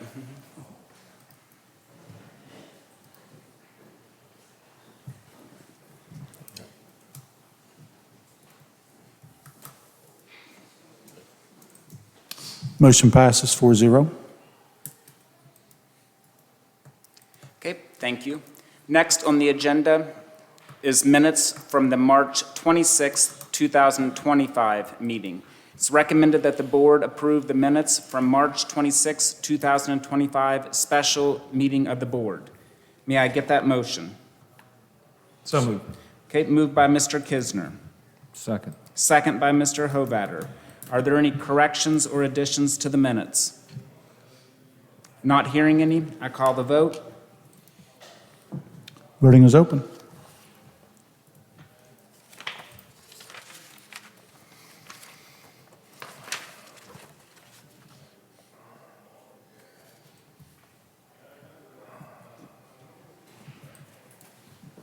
Motion passes 4-0. Thank you. Mrs. Varner, can we just leave that open, or just, since, yeah, Open I wanted to open, just tell them to. Okay, next on the agenda is the service personnel agenda. This is an action item. It's recommended that the board approve the service personnel agenda. Can I get that motion? So moved. Moved by Mr. Kisner. Second. Second by Mr. Hovatter. Mrs. Varner, is there anything that you would like to say? At this time, we have 2 transfer employees and 11 RIF employees that we still are working on getting back in. But out of the whole list of how many total service people, that is all that we have left out. So we have done a really good job of getting people back into positions so far in the service category. And that is total service categories, with aides, secretaries, bus drivers, cooks, and custodians. So And we are anticipating some potential actions that will create personnel movement that will likely result in some of these additional employees getting back in. We had 2 retirements on this agenda tonight, and we still have some other openings that are still open. So we will continue to have some more movements. Okay. Mr. Martiner, is there anything that you want to add to? Nothing additional. Okay. Is there any questions from board members? Okay, not hearing any, I call the vote.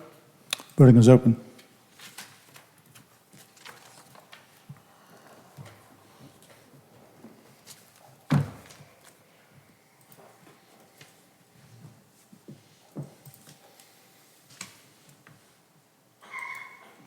Motion passes 4-0. Okay, next on the agenda is the professional personnel agenda. This is an action item. It's recommended that the board approve the professional agenda. Can I get that motion? So moved. Okay, moved by Mr. Kisner. Second. Second by Mr. Hovatter. Okay, Mrs. Varner, is there anything that you want to say? Either speak loud or come up to the mic. For professionals, Mike's. currently we have 7 employees that remain on the RIP and 2 that are on transfer. We have 1 retirement on here this evening, and we posted an additional 4 positions that will go up from where people are bouncing, that were full-time employees that took some of our jobs that were posted, which will open up new positions. So by the next board meeting, we will probably be down to maybe 3 or 4 positions left within the professional personnel. So once again, we are filling our positions and closing down our WIP and transfer list very quickly. Okay. Mr. Martin? No, I would just reiterate with Mrs. Varner that we're certainly trying to make efforts to get our employees, impacted employees, re-employed as quickly as possible. Okay. Board members, any questions? Ms. Varner, the section rescind personnel action and assign. Can you elaborate on what that is requesting, what action that is requesting? Okay, so these for the people, when we have transfers in professional positions, I have to give them a placeholder. So, these were our RIFT employees that were being impacted by our transfer employees. And since our transfer employees have accepted a position somewhere, then these were all of our RIFs that were able to go back to their original positions. So they are back into their positions they were originally RIFed out of. Okay, so for instance, I assume that means that, so the final item under our normal postings, the final position is a PE teacher, health teacher at West Preston. Yes. That name is on the list 2 places, because it is under that, and then it's also under rescind and being put back at the high school. Is that problematic for this agenda? No, so what we did is she originally was to be placed back in. I just, for our purpose of knowing the steps of everything, so she should have, we offered her her position back at the high school because the person who had impacted her received his position back. So then we offered her her old position at the high school. She also interviewed for the PE position at West. So she was given the opportunity to choose, do you want to stay at your position at the high school or accept the West Preston position? So for the purpose of my legal procedures, I had to show that we rescinded her RIFT back to her old position. However, she then accepted the PE health position at West. So she is going to the West position. Which then would... Which then will open, I now have to post her PE health position at the high school, which will go up tomorrow. So I'm not hiring her twice? No. Mrs. Varner, before you go back, I know Mrs. James had referenced that was going to be potentially confusing. I appreciate you asking that question there, Mr. Kisner. Spent a lot of time trying to follow stuff. It's hard. Mr. Seymour, Ms. Varner, I do not like the way that the conversations have been framed tonight. This is not your guys' fault. I'm just starting this out with. I do not like how this conversation is being framed. The worst thing in the world is for this vote that's about to go down to be framed as we are anti-ag in any way, shape, or form. Is there any student that Are we telling any of the 240 that is down from 280 last year, which is approximately 2 classes, which is approximately what we're taking away from a full-time ag position up here at the high school, if you were to look at them from a blocked aspect, which I believe a lot of our CTE is, if I understand correctly. Are there students that are not going to get ag that are looking for it? I mean, like, they may not get the class specifically with a direct teacher teaching that, but again, do we have a concern there? Are we cutting the ag program? Are we doing something through this agenda that is reducing the ag program and the opportunities for our students? So a lot of the new kids coming in, the intro to ag kids coming in, are your 8th graders coming in too. That is where a big drop of those numbers came into. That was just simply of the kids registering as 8th graders coming in as freshmen. Right, 75%. 30 of the 40 students drop in count comes out of that. Yes. So then the rest of the numbers were just students that did not sign up to take other agriculture classes. Okay. Mr. Seymour, have we taken the past 2 weeks since this started? Is there any indication that any of our guidance counselors or that anybody was deterring anyone from signing up from a course? Did we look into it? Do we have any evidence of that nature, or against or otherwise, anything of that nature? There's no evidence of that from a counselor, an admin, and I don't know on the teacher end. I don't know what possibly could be said. No, we know that the teacher said it, but, right, that was admitted in the last meeting, so I mean, that's fine. But I'm just saying, like, the courses available, all the courses in the course catalog were available. I actually have an email crafted for you guys, but I'll send that probably tomorrow. I just want to say that we are not anti-ag. We are pro-ag. In fact, this was an extremely hard decision. But we had a choice between 4 different teachers, okay? 2 of which would have actually cut programs, okay? We felt that in this situation, we cut the ag position, but then we negotiated with central office to keep that half ag position. So we're not cutting a program. Ag is still there. When the numbers, if the numbers come back, we will petition to have the full ag position back. We did that with business this year. Our business numbers, everyone had access to the catalog. We looked at the number of classes students signed up for. We realized we had to add that business teacher back. And that's how I hope ag will go. I mean, that's what everyone had access to that course catalog, and that's just what we ended up with. It was not an easy decision. Okay. And again, I'm not going to ask you to get into percentages or hours or anything, but just over the past couple weeks, have you asked to find out if anybody was deterring anybody from signing up from these? Yes, during those we times? have. You have asked, and we've got no. And again, yeah. The absence of a bug does not mean there is no bug. I get that. Right. But I'm just asking, like, we put some kind of resources. Yes. I'm going to jump in for a second. It seems like there's going to be conversations, questions on this one position. So I'm going to make a motion to amend the original motion to separate the RIF recommendation for the CTE ag teacher. Is there a second? Second. Okay. So a motion has been made to amend the motion to separate out the RIF recommendation for the CT ag. I made it, and Mr. Hovatter seconded it. I think this obviously has a lot of discussion. There's been a lot of people that have spoken at this meeting, so I think it should be separated out so we can have separate discussion and a separate vote. Is there any other discussion on the motion to amend? Mr. Zigre, on this? Just on the motion to amend it, to separate it. No, I don't have any Okay, questions on the motion. to clarify then, and correct me if I'm wrong, since we have 4 board members, if there's a tie vote, that does not separate it out, because status quo is it's included. It will take 3 votes. A tie is a failed motion. So it takes 3 votes, 3 yeses to separate, correct? That's correct. Yes. Okay. All right, I'll call the vote. This will be a voice vote. I'll go first. Yes. Which way do you want to go? It doesn't matter. Yes. Yes. Yes. Okay, so 4-0 to separate.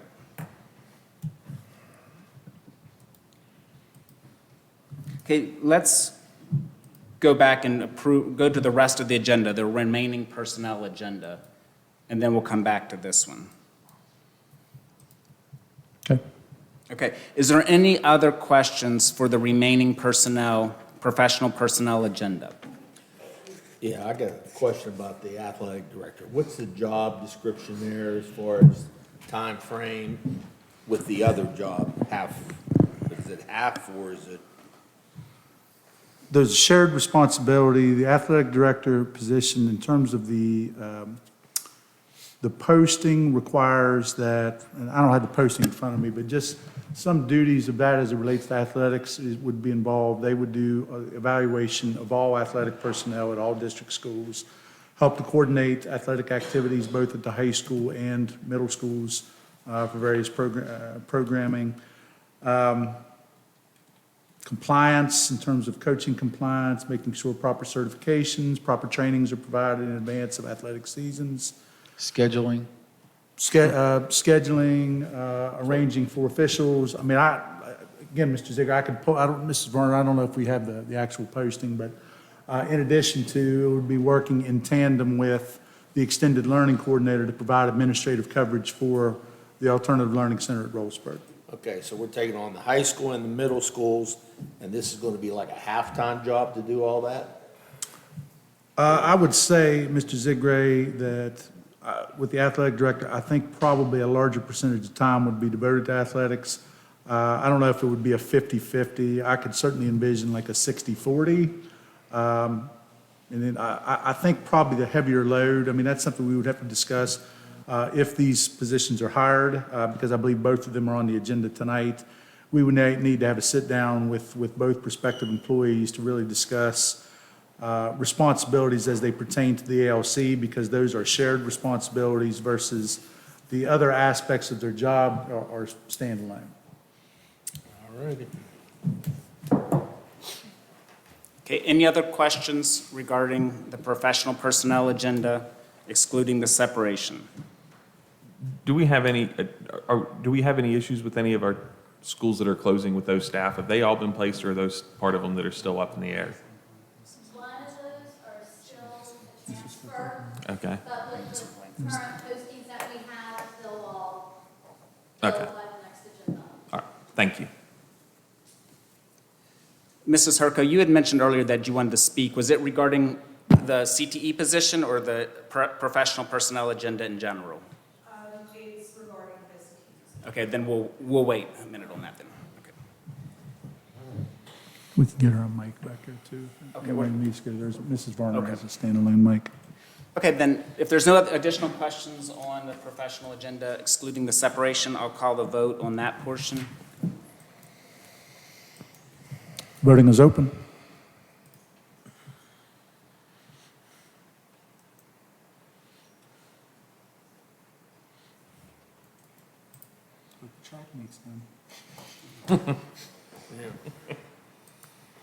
Motion passes 4-0.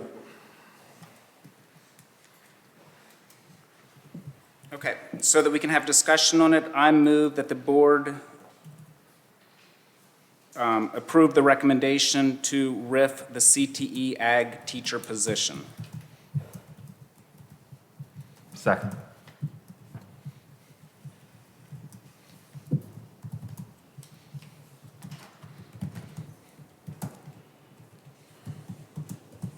Just 1 second here.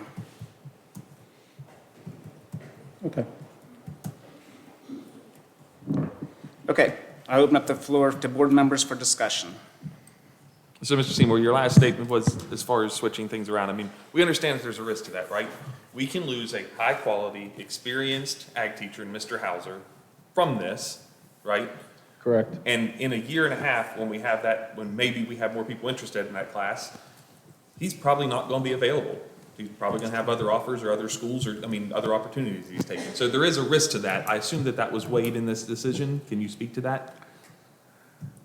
If you want, I don't know if you want me to lay it all out here in public. If you want, I can. You don't have to go deep. I'm just saying, like, we're was an that open session, was so that there's a part of the- responsibility to all employees. Okay, I can tell you how we got there if you want me to. I'm just asking, was that part of the consideration? Absolutely. That again, this idea that, next year we may want that. Now, Right. Yeah. Yeah, So I mean, to it was definitely anybody in the room in that can answer consideration. it, Ms. Herco, and I know you want to speak, and I'm very interested in what you have to say, but to anybody in here who can answer it, if tomorrow 20 students came and said, I want ag mechanics, is one of our 2 continued ag teachers that are already there, if you decided to put them in that class, would they be obligated to teach it? Are they hired as an ag teacher overall, and Yes. the classes underneath are assigned by you? Correct. They're hired as an ag teacher. Yeah, so our decision in this position doesn't have anything to do with that class. It has to do Correct. with how many positions we have. 2.5 for how many classes. positions for the ag students. So if tomorrow 20 students wanted to sign up for ag mechanics, we'd have to look at it, and we would have to take some of the classes that we have offered now, and we'd either have to shuffle them to offer that ag class, or close a section down and 24 kids don't get greenhouse. The question I would put forth, though, Mr. Seymour, is if 20-some students came and said they wanted ag mechanics, are there some of those 20 that are inclusive in current course offerings in agriculture, which is a possibility? That's where you could potentially accommodate that if it's, for example, there was enough student defection from another ag-based program. Correct. But in the original course requests, I believe one student wanted ag mechanics, and may have been 1 or 2 who put it as an alternate. Are we working with that one student to find a solution for them? We can, if that's the will of the people, then we can work on that. But they would have to be in we'll just say a greenhouse class. It would be a self-study. We do have classes that have multiple courses in it, and music, and some in CTE, and some in science, and so it's possible. Have you, in the last couple of weeks since we tabled this or postponed it, have you had any students that tried to change their schedule and sign up for that class with the hope? I know of no one. Not a single one that you know of. And also, correct me if, So I'm not going to say there hasn't been, I just don't know of any. Mrs. Herco, please come to the mic, or you have a mic, okay. I do. So that's where my information comes in. After talking with Ms. Layton, we noticed that the automotive sections were low, and it was part of the conversation that they're not taking freshmen. So it was I told them, I said, I'm wondering if you're causing your own hardship by not taking freshmen. And so they've started that conversation. At the same time, Ms. Layton sent every CTE teacher a listing of the students that signed up and the students who could complete in their program so that they could go through and recruit and go back to those students and say, you need to make some changes to yours because you could. And so there were opportunities made, and I don't think anyone took any opportunities for that. I know that we had some take some chances and change to AP courses, but the opportunity for all of CTE teachers to know who signed up for their classes and who they should recruit to finish out or complete in a section was sent out by Ms. Layton. And I did have conversations with CTE teachers as far as their numbers, and if you want to keep your program, here's a risk. So Mike, did you have, I'm sorry, Mr. Vetter. correct me if I'm wrong, but the meeting before last, we voted for the halftime position. That's correct. So if we don't RIF this position, we have now added a half position to, What I would say, Mr. personnel. Hovater, is we have, because the position, the prospective approved position from the previous board meeting was the halftime at PHS, halftime middle school rotation. We have, based upon the decision to postpone tonight, that position was not posted in line with all of the other new positions. The reason being is that needed to be, and Mrs. Varner, correct me if I'm wrong, that has to be a prospective bid point for the impacted employee, correct? So we have strategically held on posting that position, obviously until we would determine the outcome of what needed to be decided this evening. Are we required by law to post it if this position is maintained? I think the board would have the discretion to vote to rescind said position. Mrs. Verner, am I incorrect in that? We've just not had that situation arise. We haven't necessarily at this point filled the position. So I would venture to say that, the board could take on the matter to decide to rescind the approved position from a previous agenda, but I could certainly make sure from a legality standpoint that we're on good footing there. For me personally, I go back to most of what Mrs. Stone said, in that I could understand that if we don't have enough students signing up for a specific class, like ag mechanics or whatever. But I feel like as an institution, we need to decide who we are. And for me, I feel like agriculture is a gigantic component of Preston High School. I mean, being on a farm, where we are located, who we are. For me, as an employer, I mean, it's great that we have greenhouse students, so I'm not advocating this from a personal standpoint, but I see it every single day of folks coming into my establishment of not really having a whole lot of knowledge from an educational standpoint of actual real-life experience of growing plants or taking care of animals. So I would ask, how come, as an administration, if we saw that our numbers were low in a course that we're currently offering, of not considering other classes that may get more students' interest?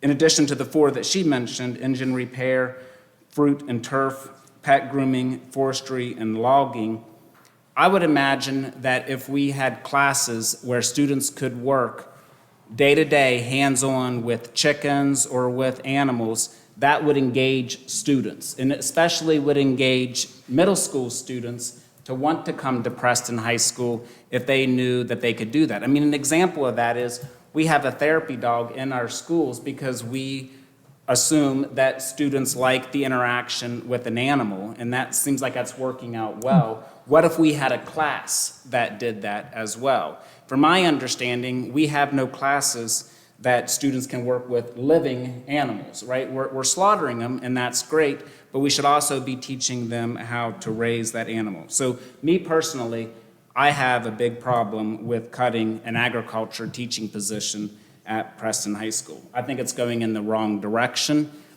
Not only the information I get here, but from I'm your voted on representative to the Economic Development Authority for Preston County. What I hear from the EDA is we need students that can do engine repair, that can run machinery and be certified in it. That's what I'm hearing from the organizations that I represent this board to. So I am not for cutting agriculture positions at Preston High School.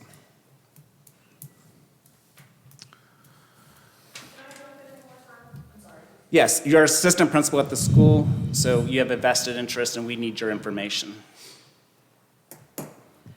So on the CTE side, many times the classes, this very specialized classes are added because the CTE teacher advocates for that addition.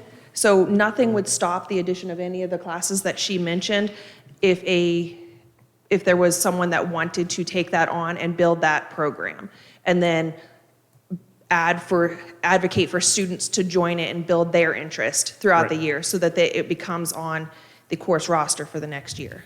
And I appreciate that, and I'll just speak from my own personal experience of what I've heard during this meeting and the previous meeting. There is tension among our personnel regarding this. I think we all know that. So it's hard for me as one individual that knows neither of the individuals and not vested in it at all, of imagining how different people would advocate for different things with the tension that's obviously there. So I appreciate that statement, but that doesn't mean that it would happen in this environment as is. I think that this needs to be stepped back and looked at as a whole picture. I'm Okay. sorry, I'm not sure I understand your statement. Could you lay out, my understanding of the process would be if a teacher came to you and said, hey, I think that there'd be interest in this course, I'm willing to put together the curriculum, can we add it to the course catalog for the next registration? Like, would it take any cohesiveness of all of the ag teachers, or would that just be, if that one teacher said, hey, here's an idea, working with Miss Layton and the administrator? So I'm just saying, like, I agree with what you're saying, there is some friction, but I'm saying I don't know that would have anything to do with that particular request, would it? Maybe for you. We have to go to the state, and the state has to Yeah. approve the coursework Yeah. as the CTE, so Mr. Justice would have to send it to the state. The state has to approve each of the sections through the CTE framework. Just by adding one course doesn't make it a completer status, so you would have just be offering a course. We do have a forestry. We used to offer forestry here when Mr. Frederick was here, and he taught the forestry program. So we had a forestry once here. That was one program we had. That was one program that kids lost interest in, and that was one that we no longer offer. So with the things of like the small pets, we would need to look under like the animal systems. You would still have to do your intro to ag. You would still have to have your animal production and management. Possibly instead of offering the livestock production, your other class could be the small pets. How we have all of these broke out on your thing here, all of those classes could be offered under one of those. We would just have to see under what cluster they fit and submit those to the state, CTE, to see if we could get them approved. But they would have to fall under one of the areas that we're already doing, or if you want to offer a whole new cluster area, then we have to submit that to the state and have all of that approved. So that's how you have to follow those guidelines to have that completed. So if you put this ag position back, and again, that's your purview, then I have to cut somebody else. So I'm going to have to figure out one of the three that we didn't go with, which one we're going to cut. So that's what's going to But happen. then the board has to vote on that. You would make a recommendation for it. That's And then correct. the board can say whether or not we cut that or not.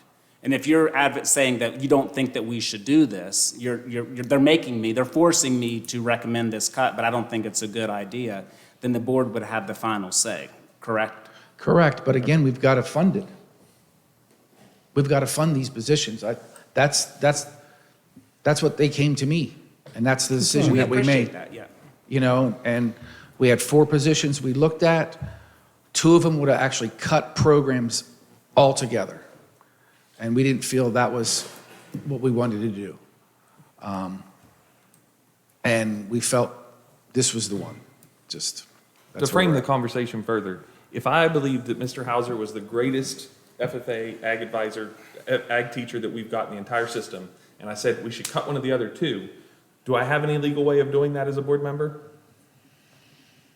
They're not the least senior. I mean, if you're cutting an agriculture teacher, you would have to look at the least senior within the So building. this decision is would have not to be personal, it's not impacted. based on a name. Correct. This is simply based on the law and what it says and what we have to do with what we have in our hands. That's goes a by correct some- summary. If we have three certified ag teachers and we are proposing to make a reduction in a position, we would have to impact the least senior. But again, the board would have to be making a decision to cut an agriculture Correct. position. That's If the correct. board is not making it, if the board chooses not to make that decision, then we don't have to look at this seniority because it's irrelevant. Right. Correct. Right. All right. So do I understand that your proposal in our discussion, Mr. Tatham, is that we would keep on 3 full-time at the high school, even if one of those 3, because it may or may not be the position at hand, but if 1 or 2 of those 3 have classes with no students in them? Like that we would maintain our salaries, we'd maintain our expenses of the school system by keeping that position, even if we don't have kids to sign up for classes? I would say either you go back to students, if I heard at one point that 28 students are signed up for a greenhouse class. I don't know if those are all freshmen or sophomore or whatever they are. But, you know, to me, running a greenhouse, I cannot imagine having 28 students in a greenhouse and being productive, right? 28 people watering the same plants. Like, I think we should have gone to those students at some point and saying, you know, this class is full. We're going to give it preference to seniors or juniors because they have to have it for completer status. But if you're a freshman or a sophomore, that class is full and you need to go into ag mechanics Or that would be one option, to shift students to another class if one class is full. 28 to me sounds like a lot. Does Just that like you class have does the class have a cap? I'm just looking it up right now. I hear you, President. I'm sorry. I didn't mean to cut you. I just was saying, like, do you have a reason to believe that class has a cap that has been exceeded? No, I don't have that. And so what I'm saying is, more than anything, I think that this is a problem that has been in the making for obviously a long time. And it has come to the board now where we're cutting the position. But this problem started well before today and well before 2 weeks ago. Mr. Tatum, I would say though, in the greenhouse selection, we're offering two sections, so it's not going to be 28 in one course, it'll be potentially 214, or broken up in some different capacity. Can we reiterate the halftime position, how that would play out, just for everybody involved? It would provide scheduling considerations that would have to focus on the 16 career clusters. I think obviously based upon the position and if you're hiring someone with an agriculture background, the feeling is that certainly agriculture would get probably a higher level of emphasis amongst the hired staff member just based on background. But that individual would be responsible for potentially teaching courses across the 16 clusters. But that is a good point, Mr. Hovatter, in the fact that, we're trying to look at our middle schools and providing some level of scheduling options there. The middle schools have seen significant reduction, so while this isn't going to be an absolute godsend to them, it does provide some programming options for what we're anticipating roughly a 6-week period for rotations of students. Just as a point of information, there are 2 greenhouse classes. One has 13 and one has 14. Okay. As a student that went through the registration process, do you feel like there was any any representation at all about whether or not classes were going to be made by the guidance counselors administrating that, or anybody that participated in that? Like, I know you have some frustrations here, and I'd like to hear from you. I'm looking for reason. I am pro-ag as you can find. I hate the idea of cutting it, but I also won't cut off my nose to spite my face. Because I want ag to thrive doesn't mean that I will spend money trying to prove that it does. So, I'm looking for something here to attach to. I think numbers vary each year because, as mentioned earlier, there's the gap years. I think a lot of kids want to take their gap year. That's where ag's kind of specific. You can take a break from an ag course and still complete, because you only need 3 to complete, but still hold your FFA membership for all 4 years. So a lot of students do that who need to get another core class, or they want to take an AP course or something of that nature. Also, I think right now, most of our resources are in the greenhouse. As a kid who doesn't really, if there's a student who doesn't really know what they want to do in ag, but at our school, they know if they take a greenhouse class and they can actually go to a greenhouse every day, versus taking an animal systems class where they're not going to work with animals and sit and read a book, I think they're going to go with the greenhouse class. I think there's a difference in resources, and I think that's why you're seeing a difference in numbers as well.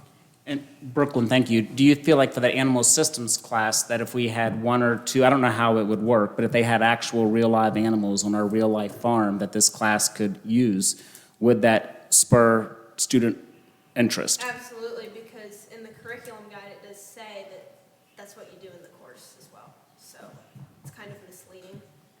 You're a junior, right? Correct. So how long, as somebody besides freshmen, how long can you change your classes? Like if you were to hear that a class that you were in was going to end up being self-study, but you decided you want to take something else, how long would you have to do that? I really do not know, to tell you the truth. Okay. First week of school. I just was curious if you were aware. I mean, I know that was what it was when I was in school. I don't know if that's what it was today, but that's what I'm at. I knew from the time before I was a freshman even that was going to be what I had, but I also had a mother with an inside scoop. So I was just curious what our students are aware of. I just always know there's always like a Microsoft form posted around the first week of school, and if you need to make a class change, everyone kind of waits for that to go out, and they're like, oh, just submit the form, you'll get called into guidance. So we just kind of go off of that. I'm not really sure how long it's posted for. But there's an opportunity that if you were to be put into a self-taught, so if that was what you really wanted, you would know. And again, freshmen may or may not, but you would have. That's all I was interested in. So if there was 2 or 3 classes that were added to the schedule for this upcoming school year that involved animal systems and real live animals, would students be able to enroll in that? Would they be able to add up through the first week of class? Sure. Sure, okay. So, I mean, so this teacher's position could be worthwhile and beneficial to our system and to our students. Yes. The question I would ask is, why wasn't this brought up to us as admin?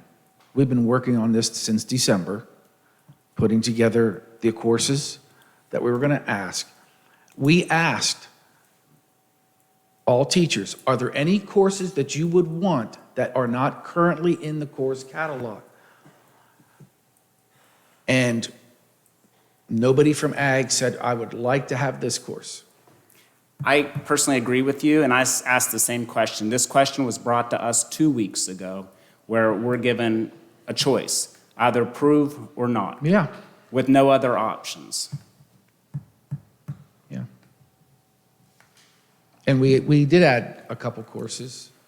And over the last couple of years, we've added courses. And I Because think that's teachers, going to be a constant process. Of, it is. I mean, of it's changing and adding and Yeah. fielding students, and Right. maybe this ag Filling the position, need. If you have somebody working in the middle schools, that's getting a feel for the students of what Right. they're interested in. That gives you a forecast of what you need 4 years down the road. Yeah. Okay.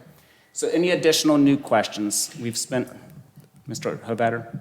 Do you agree with the comment that was made earlier that a lot of the kids have went to other CTE classes, that they're still involved in the CTE programs? They just may not be involved in the ag class. honestly, I would not have insight into that. Maybe Mr. Justice would. I really couldn't answer that, Mr. Hovatter. I'm sorry. Okay. Anything final? Mr. Zigray? Okay, so before I call the vote, I just want to clarify. So since we're a split board, a tie vote maintains the position, right? Because that's status quo. It'll take 3 to That's correct. rip the position. Okay, is this an electronic or voice vote?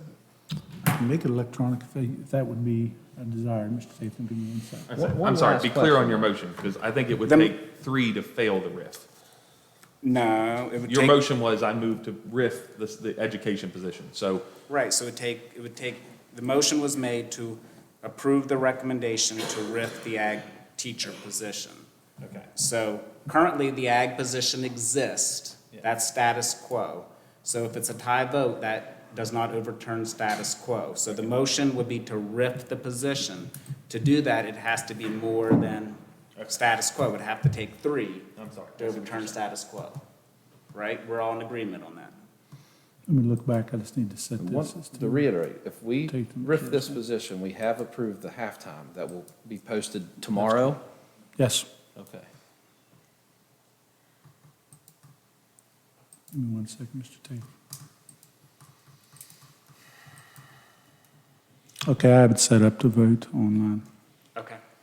So this will be a computer vote, but the results do appear on the screen. So Okay. one more explanation of that. A yes is to, Okay, the current motion is there's been a motion made by Mr. Tatham, which was seconded by Mr. Kisner, to approve the recommended RIF of the Ag CTE teacher position at Preston High School. So a yes will. A yes RIF the is position. indicating you are approving of the RIF status, a no would be that you are not approving of the RIF status and would want that position to stay in tow. Are we all good? And this position won't come in front of the board if it's RIF tonight. This is it. This is the final for this. This That's position's correct. done. Because they'll That's have to find correct. another one. But still bring that to the board. Okay, I call the vote. Voting is open.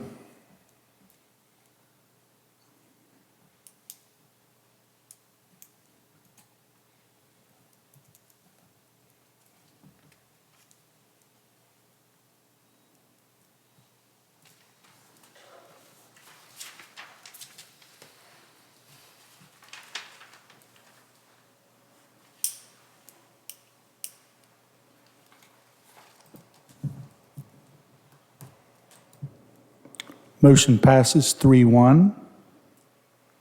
Okay, thank you. We will now move on.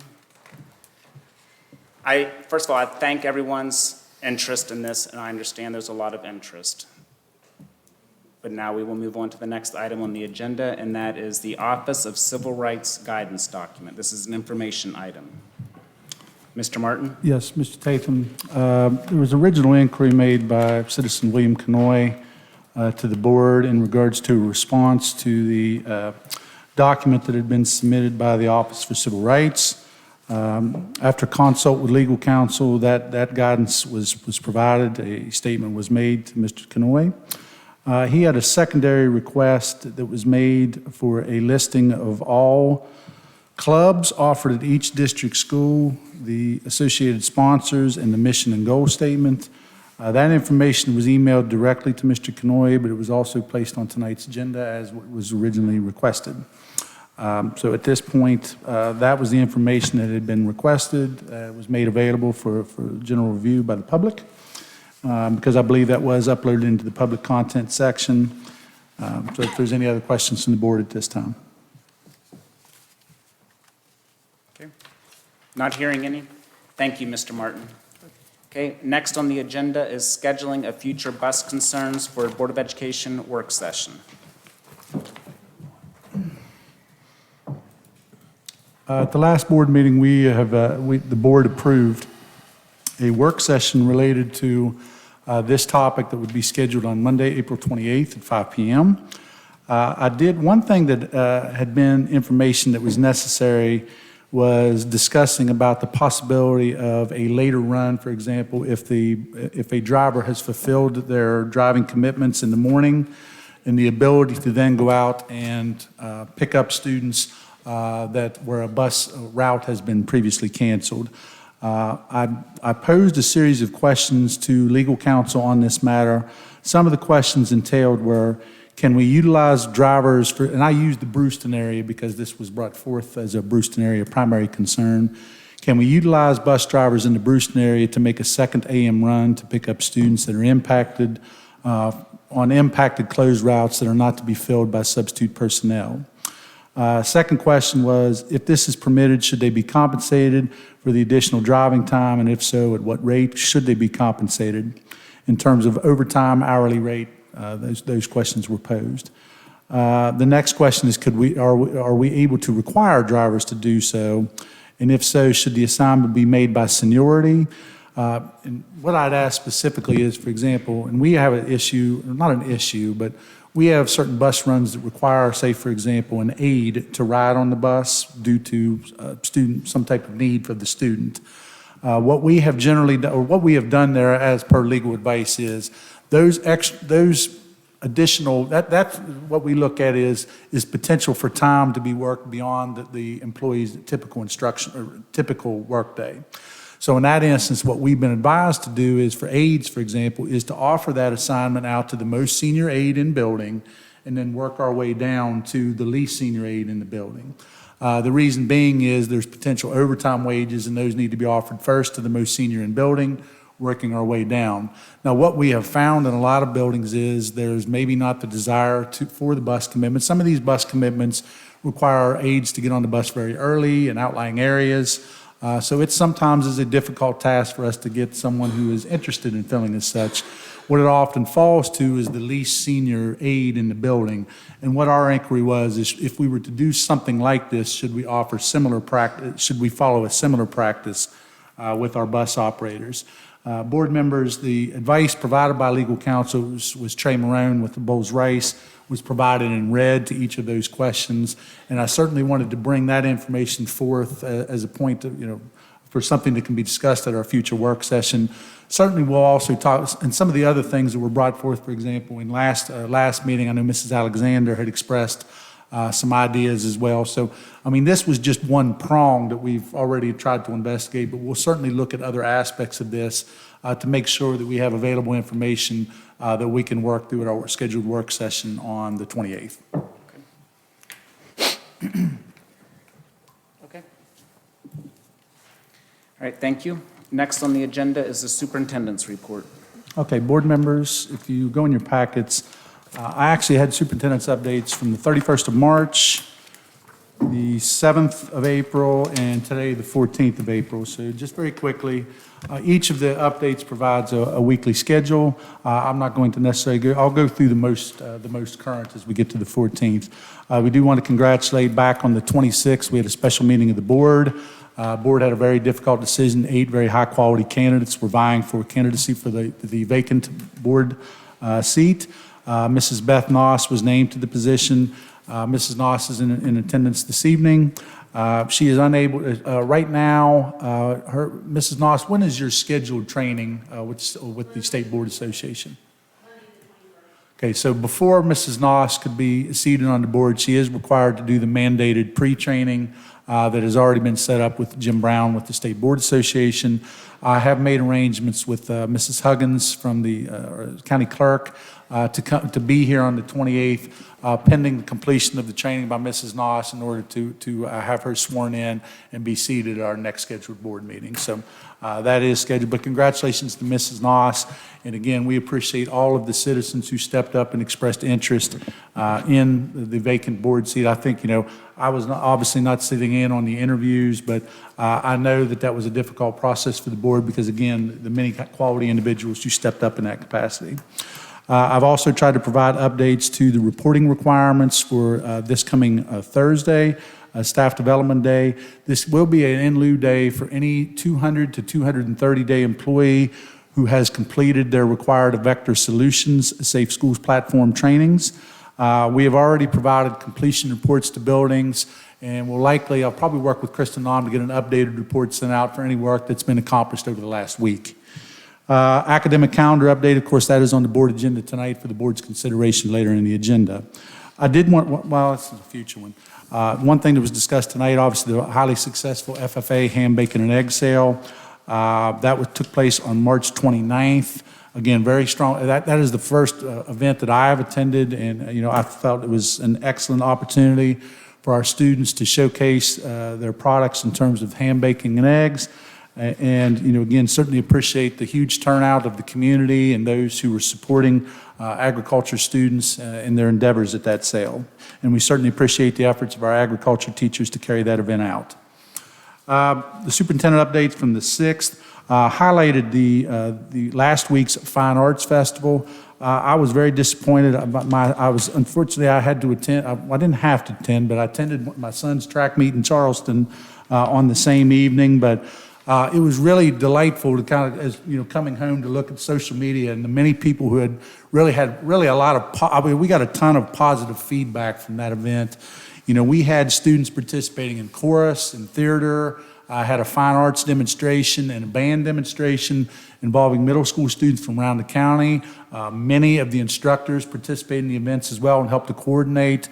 So, I thought that was a huge success, and that's certainly an event we would like to continue to carry. I felt it was very well received, and we appreciate the efforts of all the staff that helped to carry that event out and the students' participation in the event.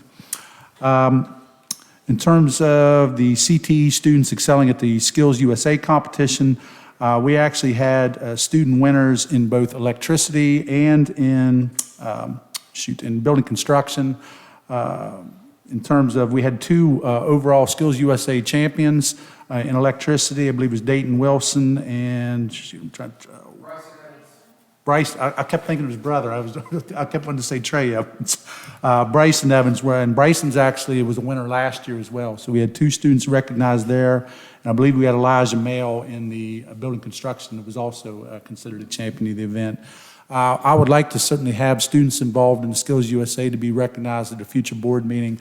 I was asked by Mr. Jenkins to hold off because some of those competitions, I believe that you get results sometime after the event. So once we know the winner status, but certainly we appreciate our instructors encouraging participation in those events down in Clarksburg. And some of the teachers involved were Mr. Holleran, Mr. Powell, we're certainly involved, and Mr. Jenkins, I believe, as well, taking students to that event. Okay, today's superintendent's update, as we go through the schedule of events, of course, we'll jump there. I did want to, again, call to attention the great performance by our students at the West Virginia State Social Studies Fair. Of course, Mrs. Zigray was here tonight with the Science Fair winners. Social Studies Fair was also extremely successful. We had 24 projects that advanced to the state fair from the regionals. Of those 24 projects, we had 21 students and 14 projects recognized as either first through third place winners or earned honorable mention status. And those winners were recognized, and we'll certainly try to get them at a future board meeting. But, you know, again, I think Mrs. Igray and the team of people that she has working with our students does a great job in preparation for students in that event. You know, Preston County, I think, is well known for our strong performances as events year in and year out. Also, I wanted to call attention to Preston County was named recently as a recipient of the West Virginia First Foundation Opportunity Grant. This grant totals nearly just over $93,000. Will support the hiring of additional AEP, the additional AEP instructor, partial salary for SRO, and other instructional supplies considered for the AEP program. Project aligns with Preston County Schools' mission to provide a safe, supportive, and inclusive environment. Certainly appreciate the efforts by Mrs. Kelly, and I know she's worked quite a bit in conjunction with Jennifer Watching with Adventure. And, you know, we're very excited about, and we appreciate their efforts in terms of trying to bring about improvements here to the school district. Also, last week, I had the opportunity to attend both of these events. We recognized, I believe, no, it was 10. I was going to say 11. We had 10 students that were recognized during military sign-up week from various branches of the military services. Certainly very proud of those students' accomplishments. And I appreciate this PHS Guidance Department pulling that event together. I thought it was, again, very well received, and we appreciate you know, all of our students and their commitment to working with the armed services. We also had over 80 students take part in the college signing day in the afternoon. Again, the PHS Guidance staff helped to pull that together. So it was really a good week last week, a lot of recognitions for our students. Board members, we also had I've included the Excalibur newsletter in here that was produced by PHS Journalism Department. Now, in terms of my specific report, just updating board members, again, this is a short academic week. Students' last day will be Wednesday on the 17th. This is a professional learning day, although we will have a number of staff will not be reporting based upon their in lieu status for completion of previous trainings. School is off on Friday, Good Friday, Easter break. We have the weekend plus Monday. Unfortunately, we did have to add the 22nd back into the calendar based on the number of snow days this year. That was one day that was added in. And we have a scheduled 2-hour early dismissal scheduled for May 9th. That will be primarily devoted to data analysis and initial work on strategic planning measures at the school level. At this time, we've already said our final day of instruction for students will be June 5th, based upon the number of snow days and non-traditional education days that have been used. The final day of instruction will be a scheduled 2-hour early dismissal. Board members, in conjunction with Williamson Schreiber Architects, we actually submitted a major improvement project to the School Building Authority Friday, April 4th. Project involves the conversion of electric boilers to propane-based boilers at South Preston School. The anticipated cost of the project is $933,362, with the district requesting approximately $700,000 from the SBA and proposing a 25% match. We will not be notified on the possible project award until June. A big part of that project, and this was considered a Tier 1 responsibility within our 10-year CEFP plan. What we are seeing is exorbitant costs at South Preston related to the electric boilers there. While that is a relatively new building, we have just, we have done some work there to improve the levels of efficiency, but certainly we feel like there could be substantial savings that a lot of the money associated with this project could be recouped just in energy efficiency over a short period of time. Project bid and initiation information was also submitted to the School Building Authority by Thrasher Engineering on the 7th of April, related to the approved Kingwood Elementary exterior door and secure entry project. Feedback from the SBA was received on the 10th, and Thrasher is now making any requested updates and adjustments and sending those modified plans in for a potential final approval by the School Building Authority. I would say it is hoped that we will have that project out to bid during the month of, I would say we should have that out to bid during the month of May. We are hopeful to begin work sometime during the course of June. I do anticipate, and we've already had discussions with Kingwood at looking at that front entryway and making some contingencies on setting up a temporary office during the course of work until the initial front door work can be completed. Teacher of the Year, Service of the Year, and Coach of the Year nominations have been received from schools. The selection committee will review those applications this week and determine a winner. Winners will be notified, and we've generally done this. I love this process. via unannounced school-level visits. We hope we'll do that in the coming week. Board members, I would certainly invite, once we have an announced day, well, it won't be an announced day, but once we've established a day to go out and make those visitations, we would certainly communicate to any of the board members who would like to participate in going out and recognizing those teachers, service personnel, or coaches in our schools. So that's always really one of the highlights of the year for me, to go out and recognize some of the outstanding work that's happening in our buildings. Board members, I did want to include, I recently received communications from the U.S. Center for Disease Control and Prevention about potential survey work related to nutrition and health that will be administered by RTI International in sections of Monongalia, Marion, and Preston counties. Approximately 540 households beginning in mid-April through early June. About a third of the prospective subjects will be school-age children. What it has indicated is any participating minors will have parental consent and request to survey if there is a request for survey work to be done at the school. I have not had any communication other than the letters that have been included in your packets. Certainly, we would make sure before anything of that nature was brought forth to bring additional information to the board. But I did provide as an attachment in the agenda if you want to review what we've received thus far on that. Principals will be notified of any possible work, and those students will be surveyed without appropriate signed consent forms. Legislative bill update. I had copies. I meant to hand those to you. I have them on the printer right now, but I did email updates that came from Jim Brown from the State Board Association. Mr. Varner, if you don't mind, if you could see, I believe I copied those before a meeting and I just forgot to grab them. I was going to provide those to the board members, but you do have those in your emails as well. I anticipate bringing a more formal presentation to a future meeting. Preston County Commission, we do want to thank, I think Mrs. Stone is no longer here, but we certainly appreciate the commission for unanimously voting to approve funding for the implementation of a SHIELD program, to provide funding in conjunction with the Sheriff's Office and the Board of Education to provide an officer presence in all district schools for approximately 2 hours per week. Preston County Schools appreciates the support of the commission, Sheriff Spiker, and appreciates the efforts of citizen Amanda Alexander in working to help implement the program. I know board members, Mrs. Alexander presented on this many times and also presented in conjunction with myself and Mr. Spiker. So we really appreciate the support of the commission and the Sheriff's Office and Mrs. Alexander's efforts to that end. Update on the added, let's see here, an update on progress will be added on an agenda item. Previous meeting board members, of course, we approved the AEP. I will work to provide updates as to, we've had multiple committee meetings with the AEP committee and to provide updates not only to the board, but also to get something out publicly, a public announcement for additional information related to the AEP in an effort, again, to provide greater information as to the proposed program at Rollsburg. I've had discussions with Mrs. Kisner today about that. Certainly that's something we're going to work to get accomplished in the next 2 weeks. Our next regular board meeting is scheduled for Monday, or our next regular meeting is scheduled for April 28th at 5 p.m. with a work session at 5, regular meeting beginning at 6. However, board members, we do have a special session of the board scheduled for tomorrow morning at 9 a.m. To review and approve the levy rate for fiscal year 26. Mr. Tatum, that's all I have at this time. Thank you.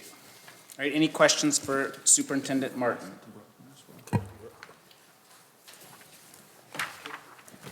Not hearing any questions? Okay, thank you, Mr. Martin. Okay, next on the agenda is out-of-state field trips. Okay, this is an action and information item. It's recommended that the board approve the West Preston third grade students to attend the Pittsburgh Museum of Illusions in Pittsburgh, Pennsylvania on April 25th, 2025. May I get that motion? I'll make that motion. Okay, moved by Mr. Zigray. Second.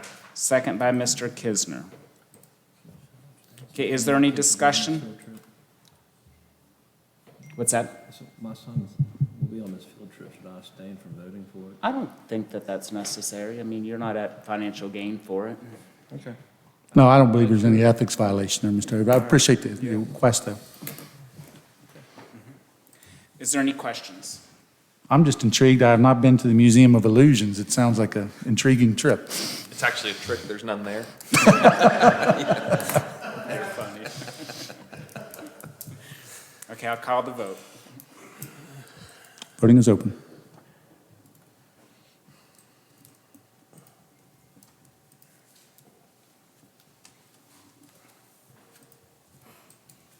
Motion passes 4-0. And board members, I did, at our last principals meeting, we reviewed the submission process for trips to be ensured, to clarify the submission process and making sure that our administrative staff was using the appropriate forms. We wanted to make sure too, we still have some things we need to clean up in there in regards to one of the drop-down menus is going to require adjustment because I think the information that it states and then what's with it is not correct. So we're going to try to work with the software people with Bus Hive to get that corrected. Okay, thank you. Okay, next on the agenda is the chaperone and volunteer list. This is a discussion, action, and information item. It's recommended that the board approve the following volunteers and chaperones for the Brewston, Aurora, Rollsburg, West Preston, and Terrata schools. May I get that motion? So moved. Second. Okay, moved by Mr. Kisner, seconded by Mr. Zigray. Is there any discussion? So I want to be clear that the list provided by Brewston includes one person who had to divulge further information. The way that I understand what is being proposed is that we are still proposing that person be accepted as a chaperone for the school. Let me pull this specific name up. Page There were 8. some I pulled out, Mr. Kisner. It would be page 8 of the BES. Page 8 of 9, correct? Yes. But I see nothing removing that person from the list. So I am assuming that we have ensured that it follows through with our current updated policy, and that the way I understand it is that this person is still being recommended by administration to be an approved chaperone. Yes. There have been some that I have removed the reference, and then I have to reach out to the individual.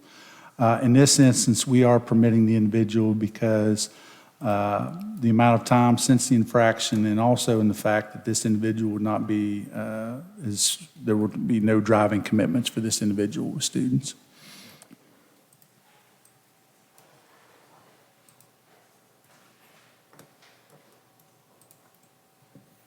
I have nothing further. Anything else? Okay, I'll call the vote. Voting is open.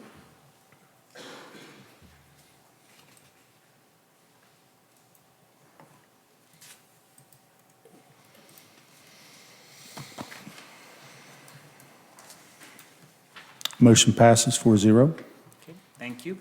Next on the agenda is professional meetings. This is a discussion, information, and action item. It's recommended that the board approve the submitted out-of-state professional meetings for designated South Preston school staff members to attend the Model Schools Conference in Washington, D.C. from June 22nd to June 25th of 2025, and the ASCD and ISTE Conference in San Antonio, Texas from June 29th to July 2nd of 2025. In addition, for Katie Rush to attend the HMH Executive Leadership Council Spring Summit in Boston, Massachusetts from May 6th to May 8th of 2025. Mr. Tatum, one thing I would want to add for the board's consideration on this, South Preston specifically referenced attendance to these conferences within their annual strategic plan and designated funding within their Title I budgets to accommodate this.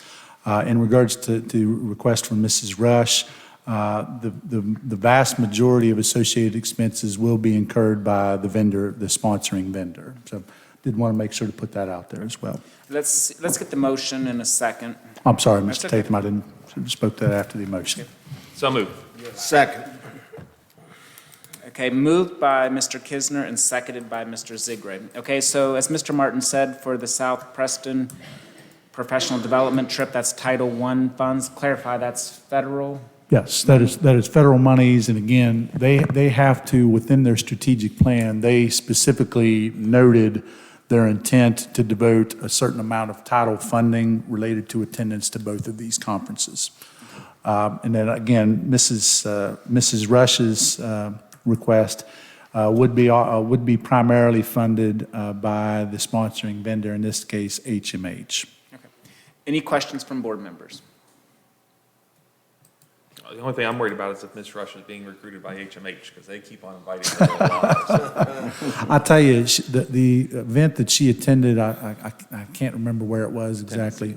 But she said that was really just I mean, there was the first conference that she came to that, and it was an outside national level conference where, I mean, when she went to sessions, they actually supplied data related to our district to her during the trainings in terms of incorporating our own district data, which is impressive in the fact that that just doesn't happen a lot, unfortunately. So there was certainly, it was meaningful in the fact that, really it was focused on things to specifically improve things within our district.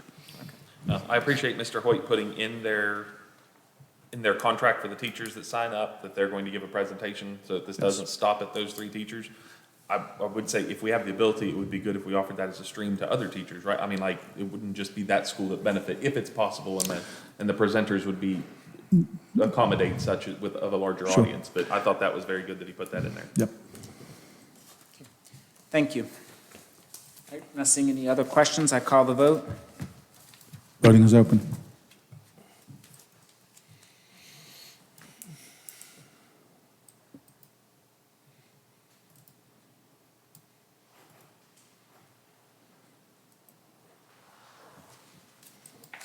Motion passes 4-0. Okay, next on the agenda is the ongoing literacy discussion. Board members, I just wanted to bring forth an update from Mrs. Rush. Last week, Dr. Taylor with A+ Literacy Solutions held training sessions for K-5 teachers and administrators on rating appropriate goals for student interventions in English language arts and how to then use that data to track their progress. She also wanted to note that during the month of May, the district implementation team will be heading to Morgantown for a workshop sponsored by the Department of Education. I'm assuming you're on that invite list, Mrs. Bomar. All right. Okay, that's all I have at this time, Mr. Tatum. Any questions? Okay, thank you. Next on the agenda is transition planning for Rollsburg and Fellowsville students. This is a discussion and information item. Mr. Tatham tried to mark any new content in yellow. So we have actually had, Mrs. Varner and I and Mr. Kisner was able to sit in on both transition meetings with both Fellowsville and Rollsburg School. In the afternoon of the March principals meeting, I was able to meet independently with Mr. Hoyt, Mrs. White, and Mr. Schmidl to discuss ongoing efforts to assist with the transition of students to their new locations.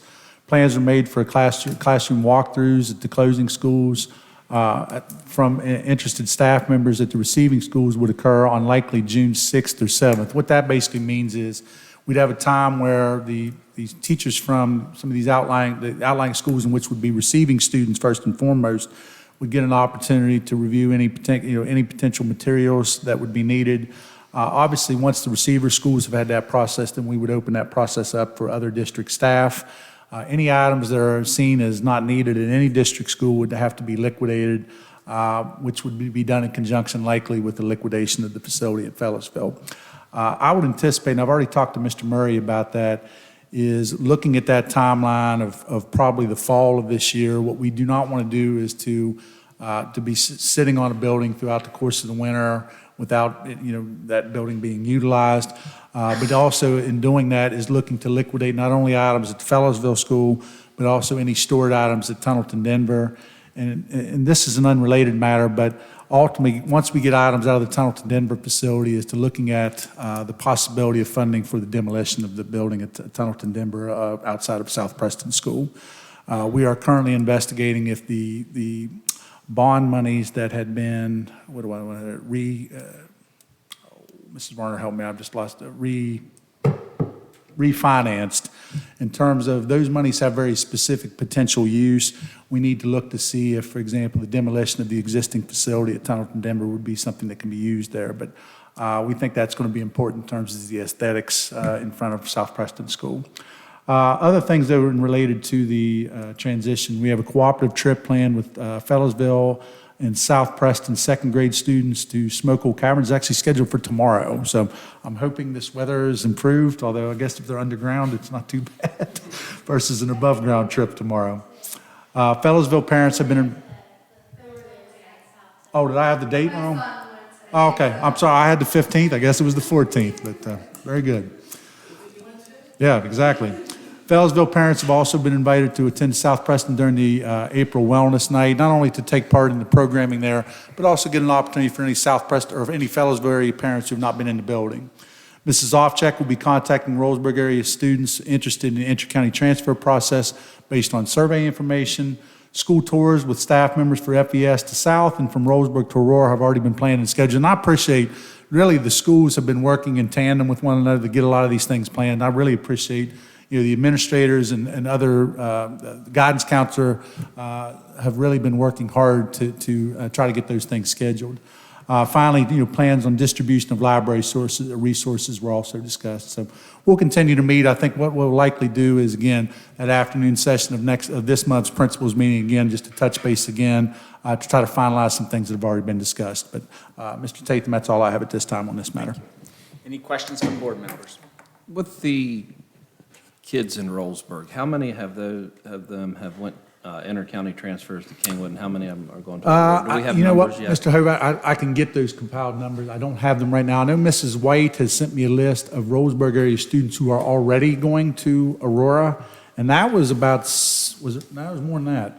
I'll have, Mr. Hobart, I can certainly review the information that's been submitted, and I can send an email to all the board members just to update on that number. I don't know off the top of my head, but I'll get that number for you. Did they all stay in the county? I'd like to know that too. Same thing In with terms of Fellows. Roseburg, I'll just pull the polling information. I should be able to get that to you because it was primarily in the Microsoft Forms, although the school also received paper copies, so I've got to just I've just got to make sure I input all the data that's been received on paper copies as well. But I should definitely be able to have information to the board as a whole by this week. And then the other question, with the Fellows kids, if any of those kids transferred out, if we did the exit interview and found out I'll tell you why. what we need to do there is I need to actually push a similar poll out at Fellows,ville just to ascertain how many come in the South, how many are looking at other options. And that was one thing that was discussed. I don't have that information, but we'll get that polling implement out to Fellows,ville. Okay, thank you. Do you know when the Fellows,ville Wellness Night is? I don't, but I can find out. It's no big deal. Thank you. Yeah, let me write that down, Mr. Kidner. I can reach out to Mr. Schmidl. I just was. Hold on. Okay. So we need survey data. And you want the wellness night, right?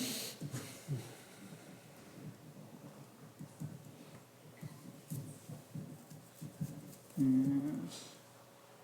Wellness night.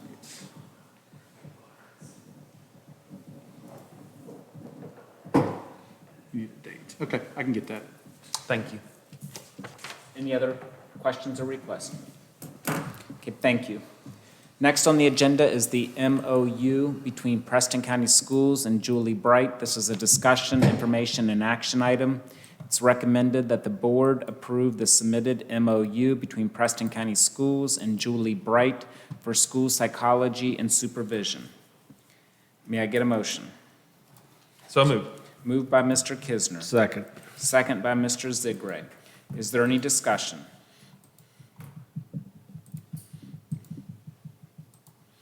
Didn't we previously approve this? Yes, and there were two MOUs that were required, Mr. Hovatter, and this, I actually got this, Mrs. Miller had submitted this and said this was needed as well, but there was a previous MOU. I think it was my very first board meeting. Yes, I was going to say, it was just missed through the process. One was approved and the other one wasn't submitted at that point in time. This is just a follow-up. Okay, thank you. But you're correct in that, yes, there was one previously. Thank you. Okay, I call the vote. Voting is open.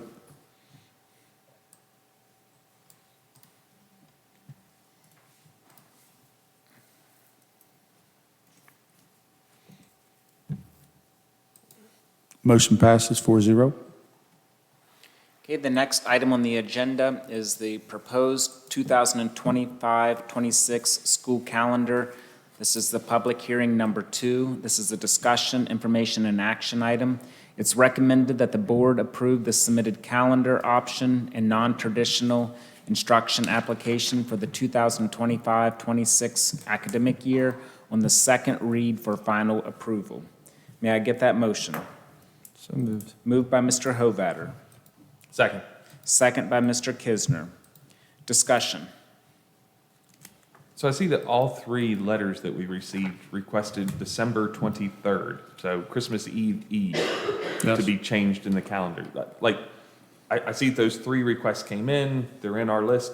Did the group re-meet on that to discuss that? They did not, but I would say the reason I would be concerned with making that adjustment is one thing that the group wanted to see, and it was kind of a important point of the calendar that was proposed, is in the exclusion of snow days, prior to that date in December, if we stay on track here, we could actually wrap the first semester by the Christmas break. And I think that was the intent of the committee was, that was a major point that was discussed amongst the committee. I'll be honest, I did not bring that back forth because of that reason. There seemed to be a strong sentiment amongst the committee in regards to wanting to try to get that first semester wrapped. They just felt like that would be a great, great break point to have that first grading term done at Christmas and then coming back after the new year into the second grading term. So that was the reasoning.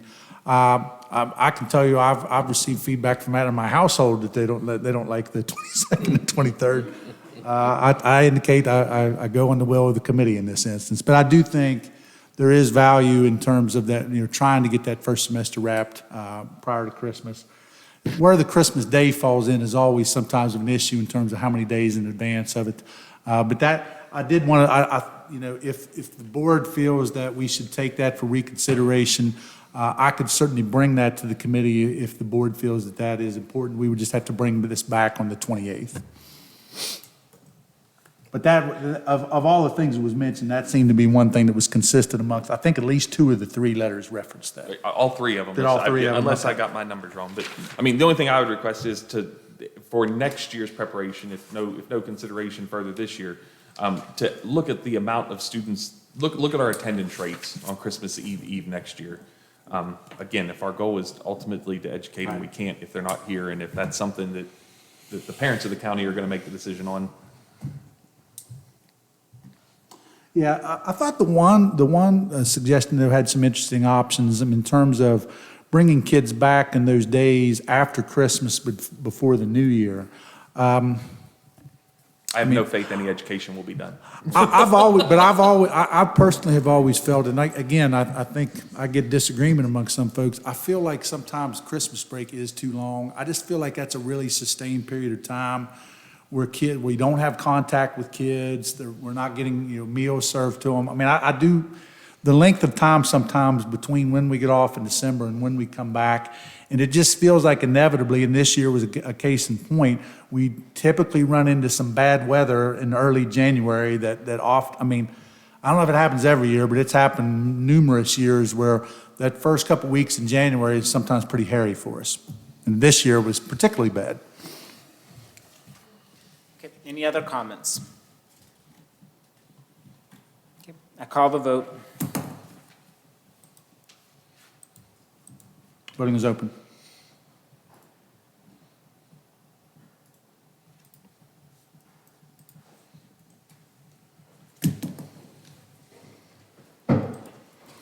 Motion passes 4-0. Board members, I will advise the committee of this decision. In addition, I will have to submit a formal calendar proposal in line with what's been approved tonight to the State Department along with our non-traditional education application.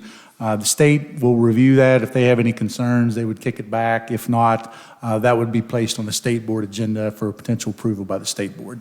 Okay, thank you. Okay, next on the agenda is contract review as per policy 8200. This is a discussion, information, and action item.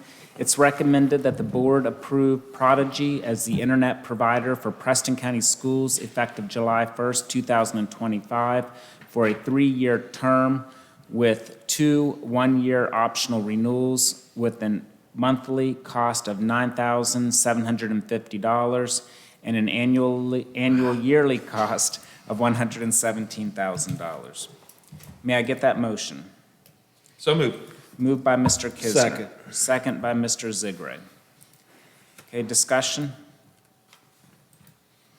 Ms. Tatham, I've just put forth, I've tried to attach documents in terms of, we were talking about procurement. Procurement for internet services is a little bit different than what we've discussed earlier in the board meeting. We are required on a designated interval to put forth a bid for services. This year, we were not required to put out a bid for service. We could have potentially exercised our final 1-year option with Frontier Communications. We felt, however, in consulting with Mr. Sines, we felt that with the closures of the two buildings, this would be an ideal time to potentially reassess what our internet service would look like.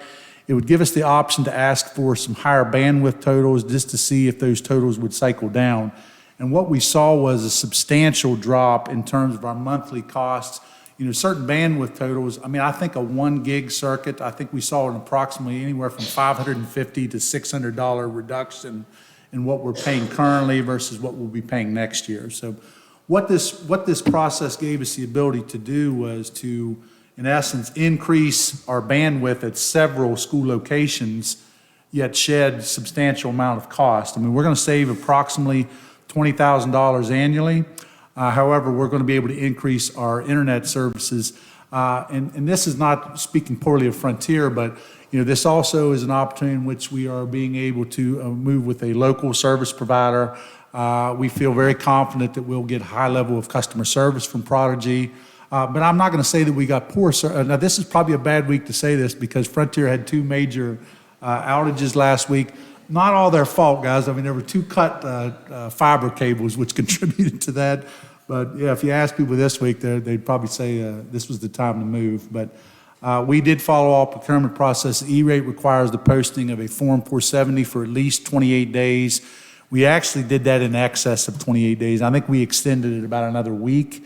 We received 2 bids, one from Frontier, one from Prodigy. Prodigy was the lowest cost alternative, but in addition, Frontier had placed some restrictions indicating they would not be able to increase us at some sites for multiple years. So really, when you looked at all things together, it was very clear that Prodigy was going to be the best choice under this circumstance. So we're excited about it. The good thing with internet connectivity, as it stands right now, without any potential federal changes, our internet connectivity is reimbursable up to 90%. We utilize a large percentage of that money to pay salaries. For example, a portion of Mr. Sines' salary and one of the technicians are paid for via some of that reimbursed money. So we appreciate Paul's work on that in terms of helping to pull together an RFP. And board, if you have any additional questions about this, just certainly want to put that out. Just clarify for me, I don't have the policy in front of me, but for utilities, is that exempt that we're allowed to approve a contract that goes over more than 1 year? I believe so. And I was, honestly, I just pulled pertinent data from 8200 today, but I've still, just based upon, I don't think you're required to vote on this, but I know, about a year and a half ago, we basically said, my rule is at this point, anything exceeds $100,000, I'm bringing it to the board. I'm just clarifying that it's a 3-year, but I don't have it in front of me, but. With this, yes, with this, E-rate you have to look at a 3-year option. Okay. Now, we put in the RFP requesting 2 additional 1-year options, but once we fulfilled our 3-year term, we could then put it back out for bid if we chose to do so. Okay, that's what I was questioning. Yeah. Okay. All right, any other questions? Thank you all for looking at this. I call the vote. Voting is open.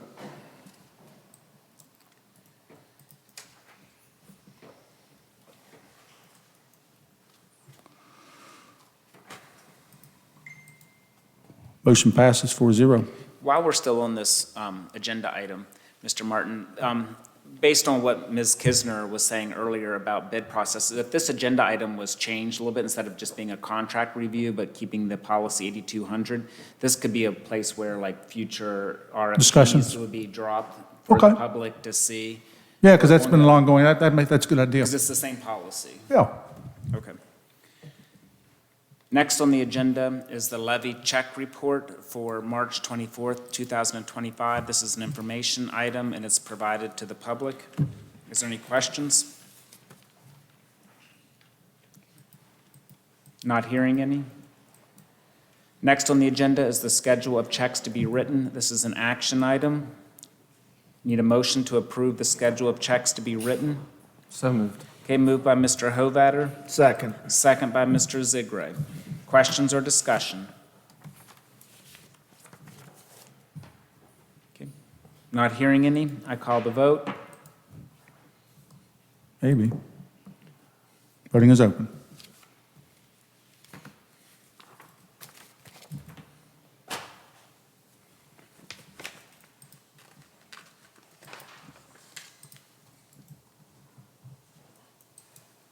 Motion passes 3-0 with one abstention. Okay. Next on the agenda is the accounting procedures for schools. This is a discussion and information and action item. We'll start with one recommended actions. Recommend that the board approve the Friends of PHS to be approved as a school support organization for Preston High School. Can I get that motion? So moved. Moved by Mr. Hovatter. Second. Second by Mr. Kisner. Okay, so we'll have discussion on this motion, then we can vote on it, and then we'll keep talking about the whole topic as a whole. Okay. Mrs. Sabatino, did you want to speak directly to Friends of PHS? I did. Okay, now would be a great time, please.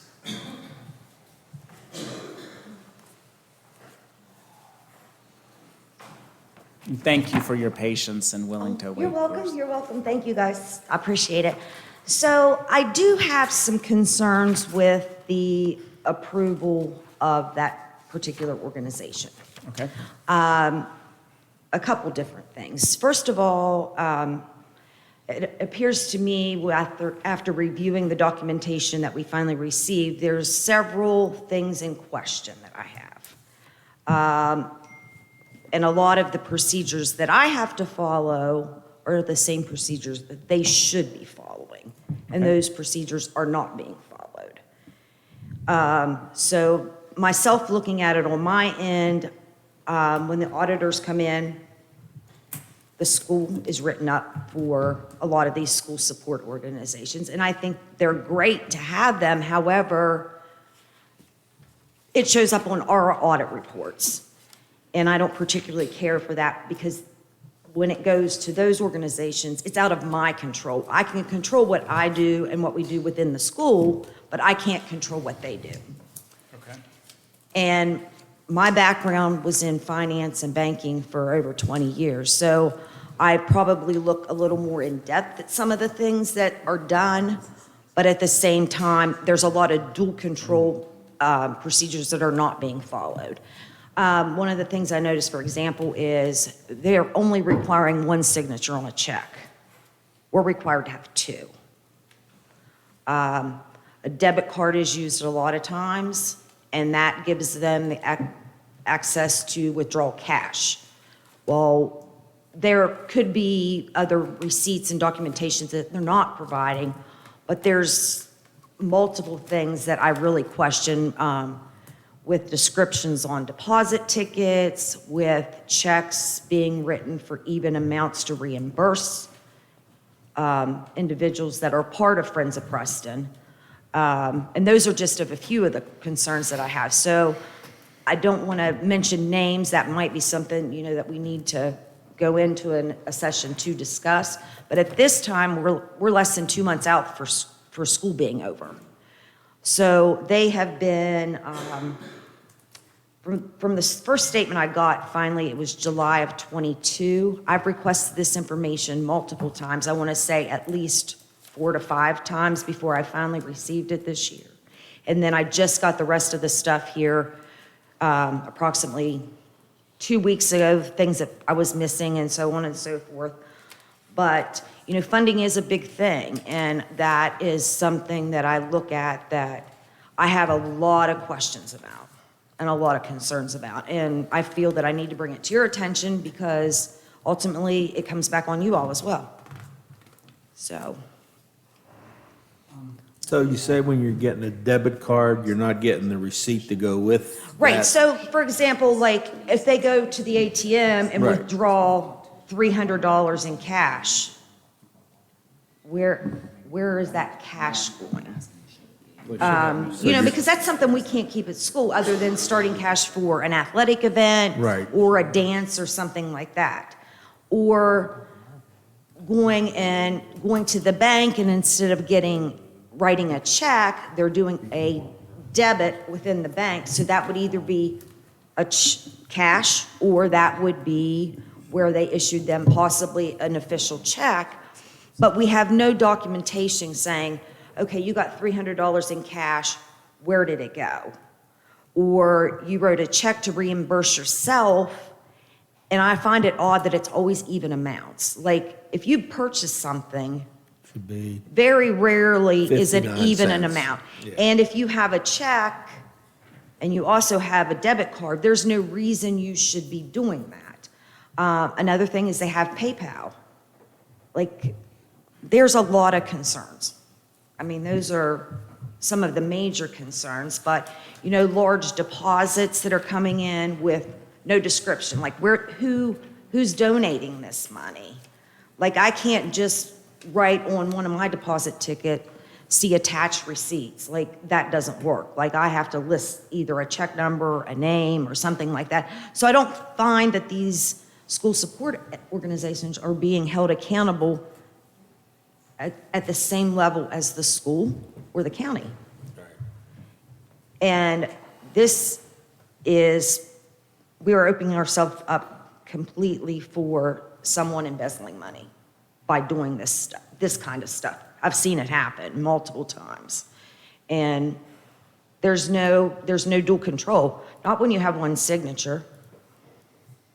So those are some of my major concerns that I have. Do you have the information prepared that it could be submitted in a written report through the superintendent to the board? What are you proposing as the next step to transmit your information to the board? I will do it however you wish that I can do it. I mean, I do have the statements finally. I've got the missing things that I was missing, but I find that, like I said, there's several concerns. One documents that I did receive is an IRS notification. And I don't know what this means because I'm not sure how it works, but it says filing status pending. Like, that was the first thing that I looked at, and I'm thinking, okay, wait a minute here. Like, I believe you're referring to the copy of the 990N for the organization, which it just happens to be that the status of that filing is impending. okay. The IRS generally gives you a confirmation within 7 minutes of submitting a 990N, but I'm just guessing that was just a Yeah, and that was one of the things that stuck out to me as I was going through documentation. Mr. Tatham, on this item, as far as we're concerned, I know you're meeting with the auditor tomorrow. I would ask, but my understanding from previous discussion with the auditor is that the only thing that we're responsible for is to make sure that we have their bank statements and a financial report. Like, they don't have the exact same reporting as a school bank account. Like, as far as what we're responsible to have in our possessions. Like, I don't think that we're responsible to have every receipt for everything. I could be wrong. I am in no way the authority on governmental accounting this, but I'd say we want to ask the auditor that tomorrow, if you don't mind, as part of that discussion. I will say, just as part of this, there's not a bank in this state that will do 2 signatures on a check confirmation. You can put it on your check, but I've talked with every single one of them. If you are grandfathered in with an old account that has that, they still aren't validating it unless the check is made out to cash, is the one exception that any bank has ever confirmed to me that they'll actually validate. So even if the state has that in their statute, I'm telling you, I've talked with every single bank in the state. Right. They will not do it. And I understand that, but one of the things that it says is you have to have 2 signatures. So even though the bank may not comply with that, it's not necessarily that they know they're not going to comply with that. And again, that would be one of those things where we could ask the auditors if they have to be in compliance with that. The only thing that I know of that we've ever been dinged on our audit is the lack of their bank statements or their financial statements. Which, from my understanding, Mrs. Sabatino, that's why Mrs. Kerstetter had submitted this with approval. Those documents have been received, correct? We do have their bank statements, but we have not received any, like, financial overview from any of the school support organizations since I've been employed through the Preston High School and the board. So, I can supply it to you however that you wish, but I know on audits, when they do write us up, they'll list the school support name and what we're missing. And we've been written up for not having 2 signatures on checks, correct? Yes. So, I mean, there's a lot of concerns that I have.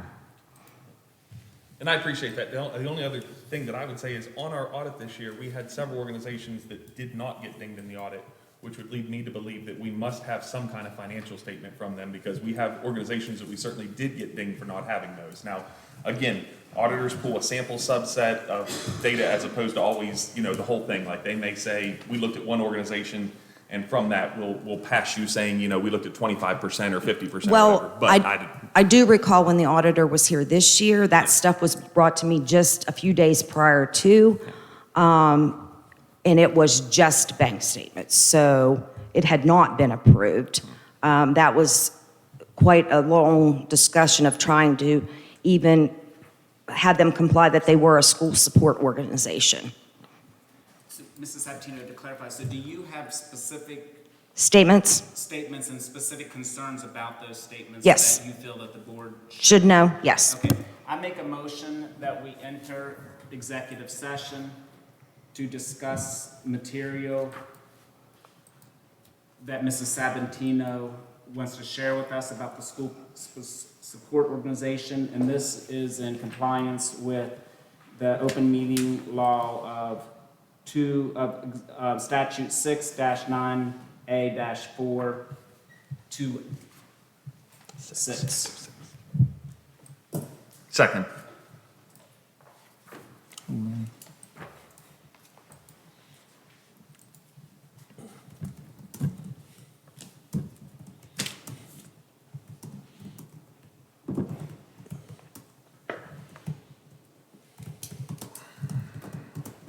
Okay, so the motion was made by myself, seconded by Mr. Kisner. Again, this is for executive session for Mrs. Sabatino to give us additional information.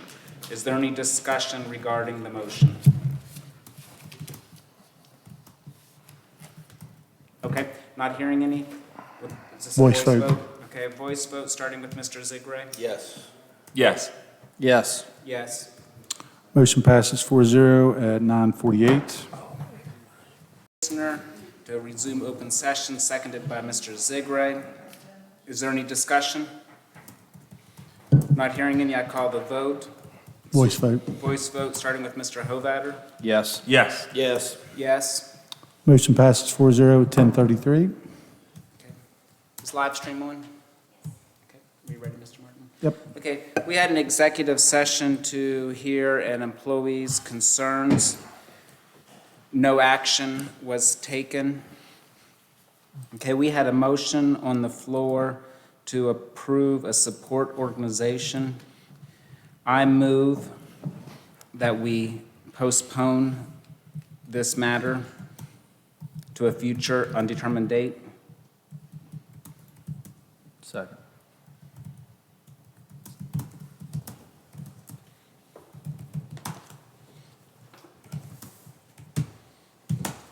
Okay.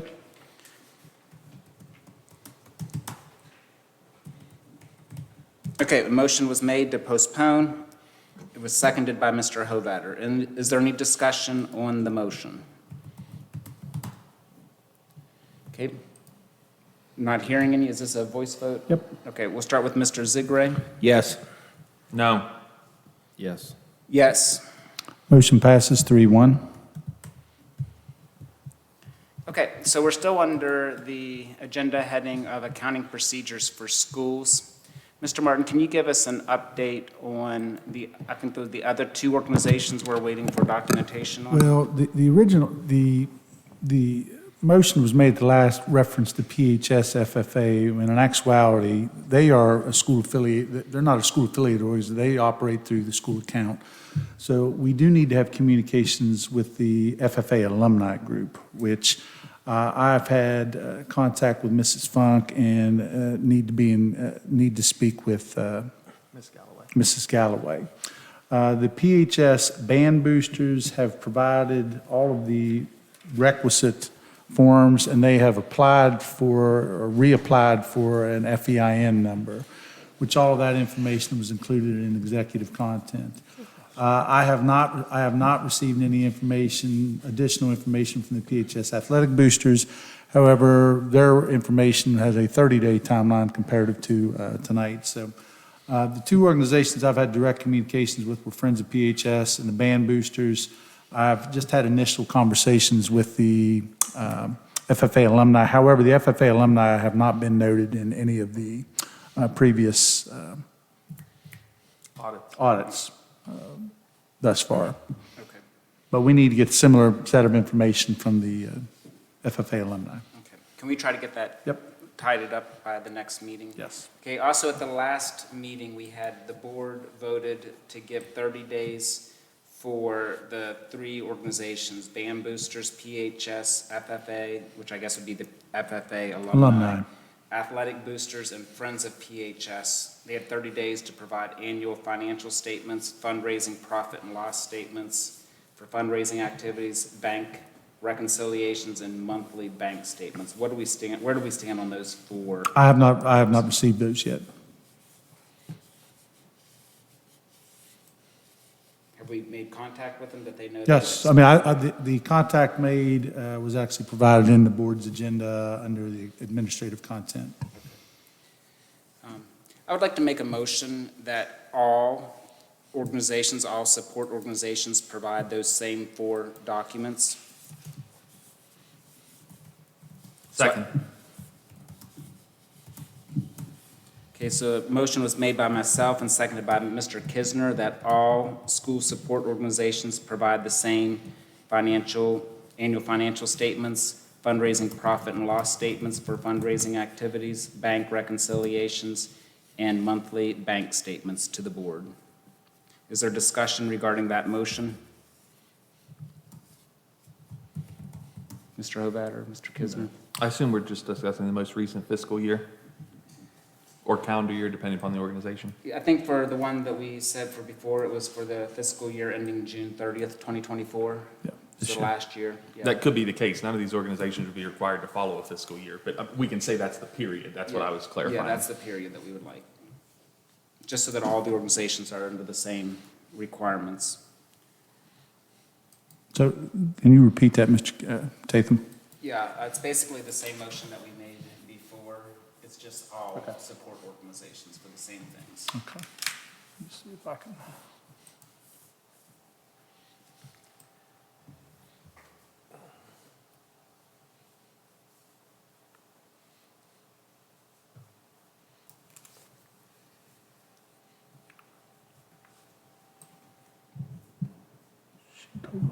Cut and paste.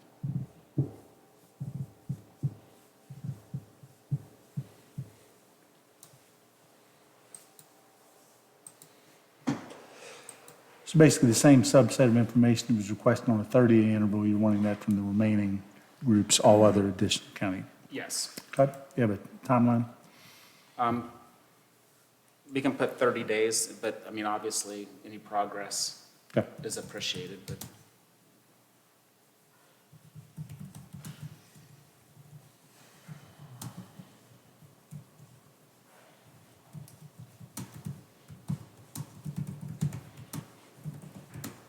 Okay.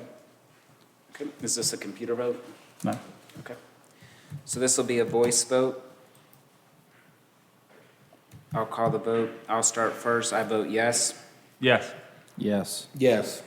Okay, motion passes 4-0. Mr. Martin, when you reach out and notify them, if you will copy me, and you may tell any organization that would like guidance on how to put this together, that they use my email to contact me, and I'll be happy Okay. to help them. And Mr. Kisner, if you look in chapter, the accounting procedures for school support organizations, there's an appendix that has a lot of sample. I mean, it's very general that will help.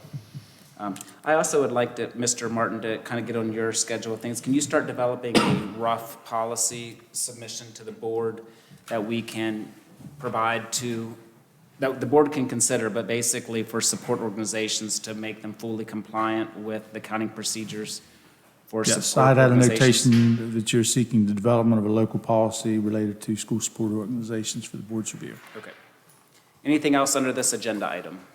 Mr. Martin, I don't know, if anybody wants, if you just wanted to do a training here one night to say like, and if you wanted to have several organizations, I will be happy to help lead Okay. whatever you want to do Appreciate there. that. Like, I think that would be a good let's idea. support those that are supporting us. So if they feel like they're needing guidance, I am happy to assist with that. Okay.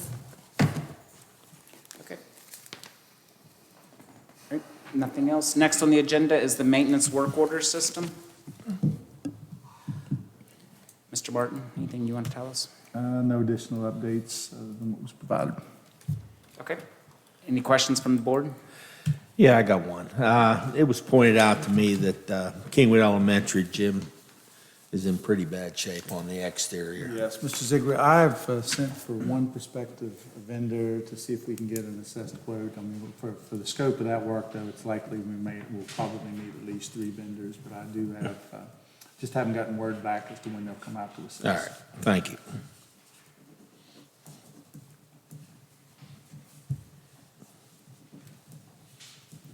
Is there anything that a board member would like to have on the agenda for the next meeting? Mr. Martin, I would like next board meeting to know where the tiller is. Okay. Whoever needs to be involved in that. Okay. I believe there's actually 2 pieces of equipment that we're missing, if I understood correctly, but Well, we'll save that. Anything else? Anything else? Mr. Hovatter, Mr. Ziegler? I'm looking again over the work orders. Is the sink across from Mr. Martin's office on there? Because it's draining really slow. See if I can get some liquid Drano in there. Slow It drain. may need some work. Okay, I'm not hearing anything else. I'll entertain a motion to adjourn. So moved. Moved by Mr. Hovatter. I'll second it. 10:42. Okay, is there any discussion regarding our motion to adjourn? Not hearing any, I call the vote.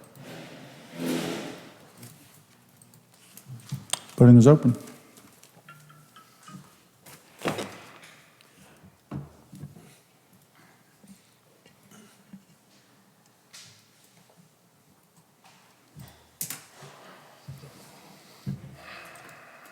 Motion passes 4-0 at 10:43.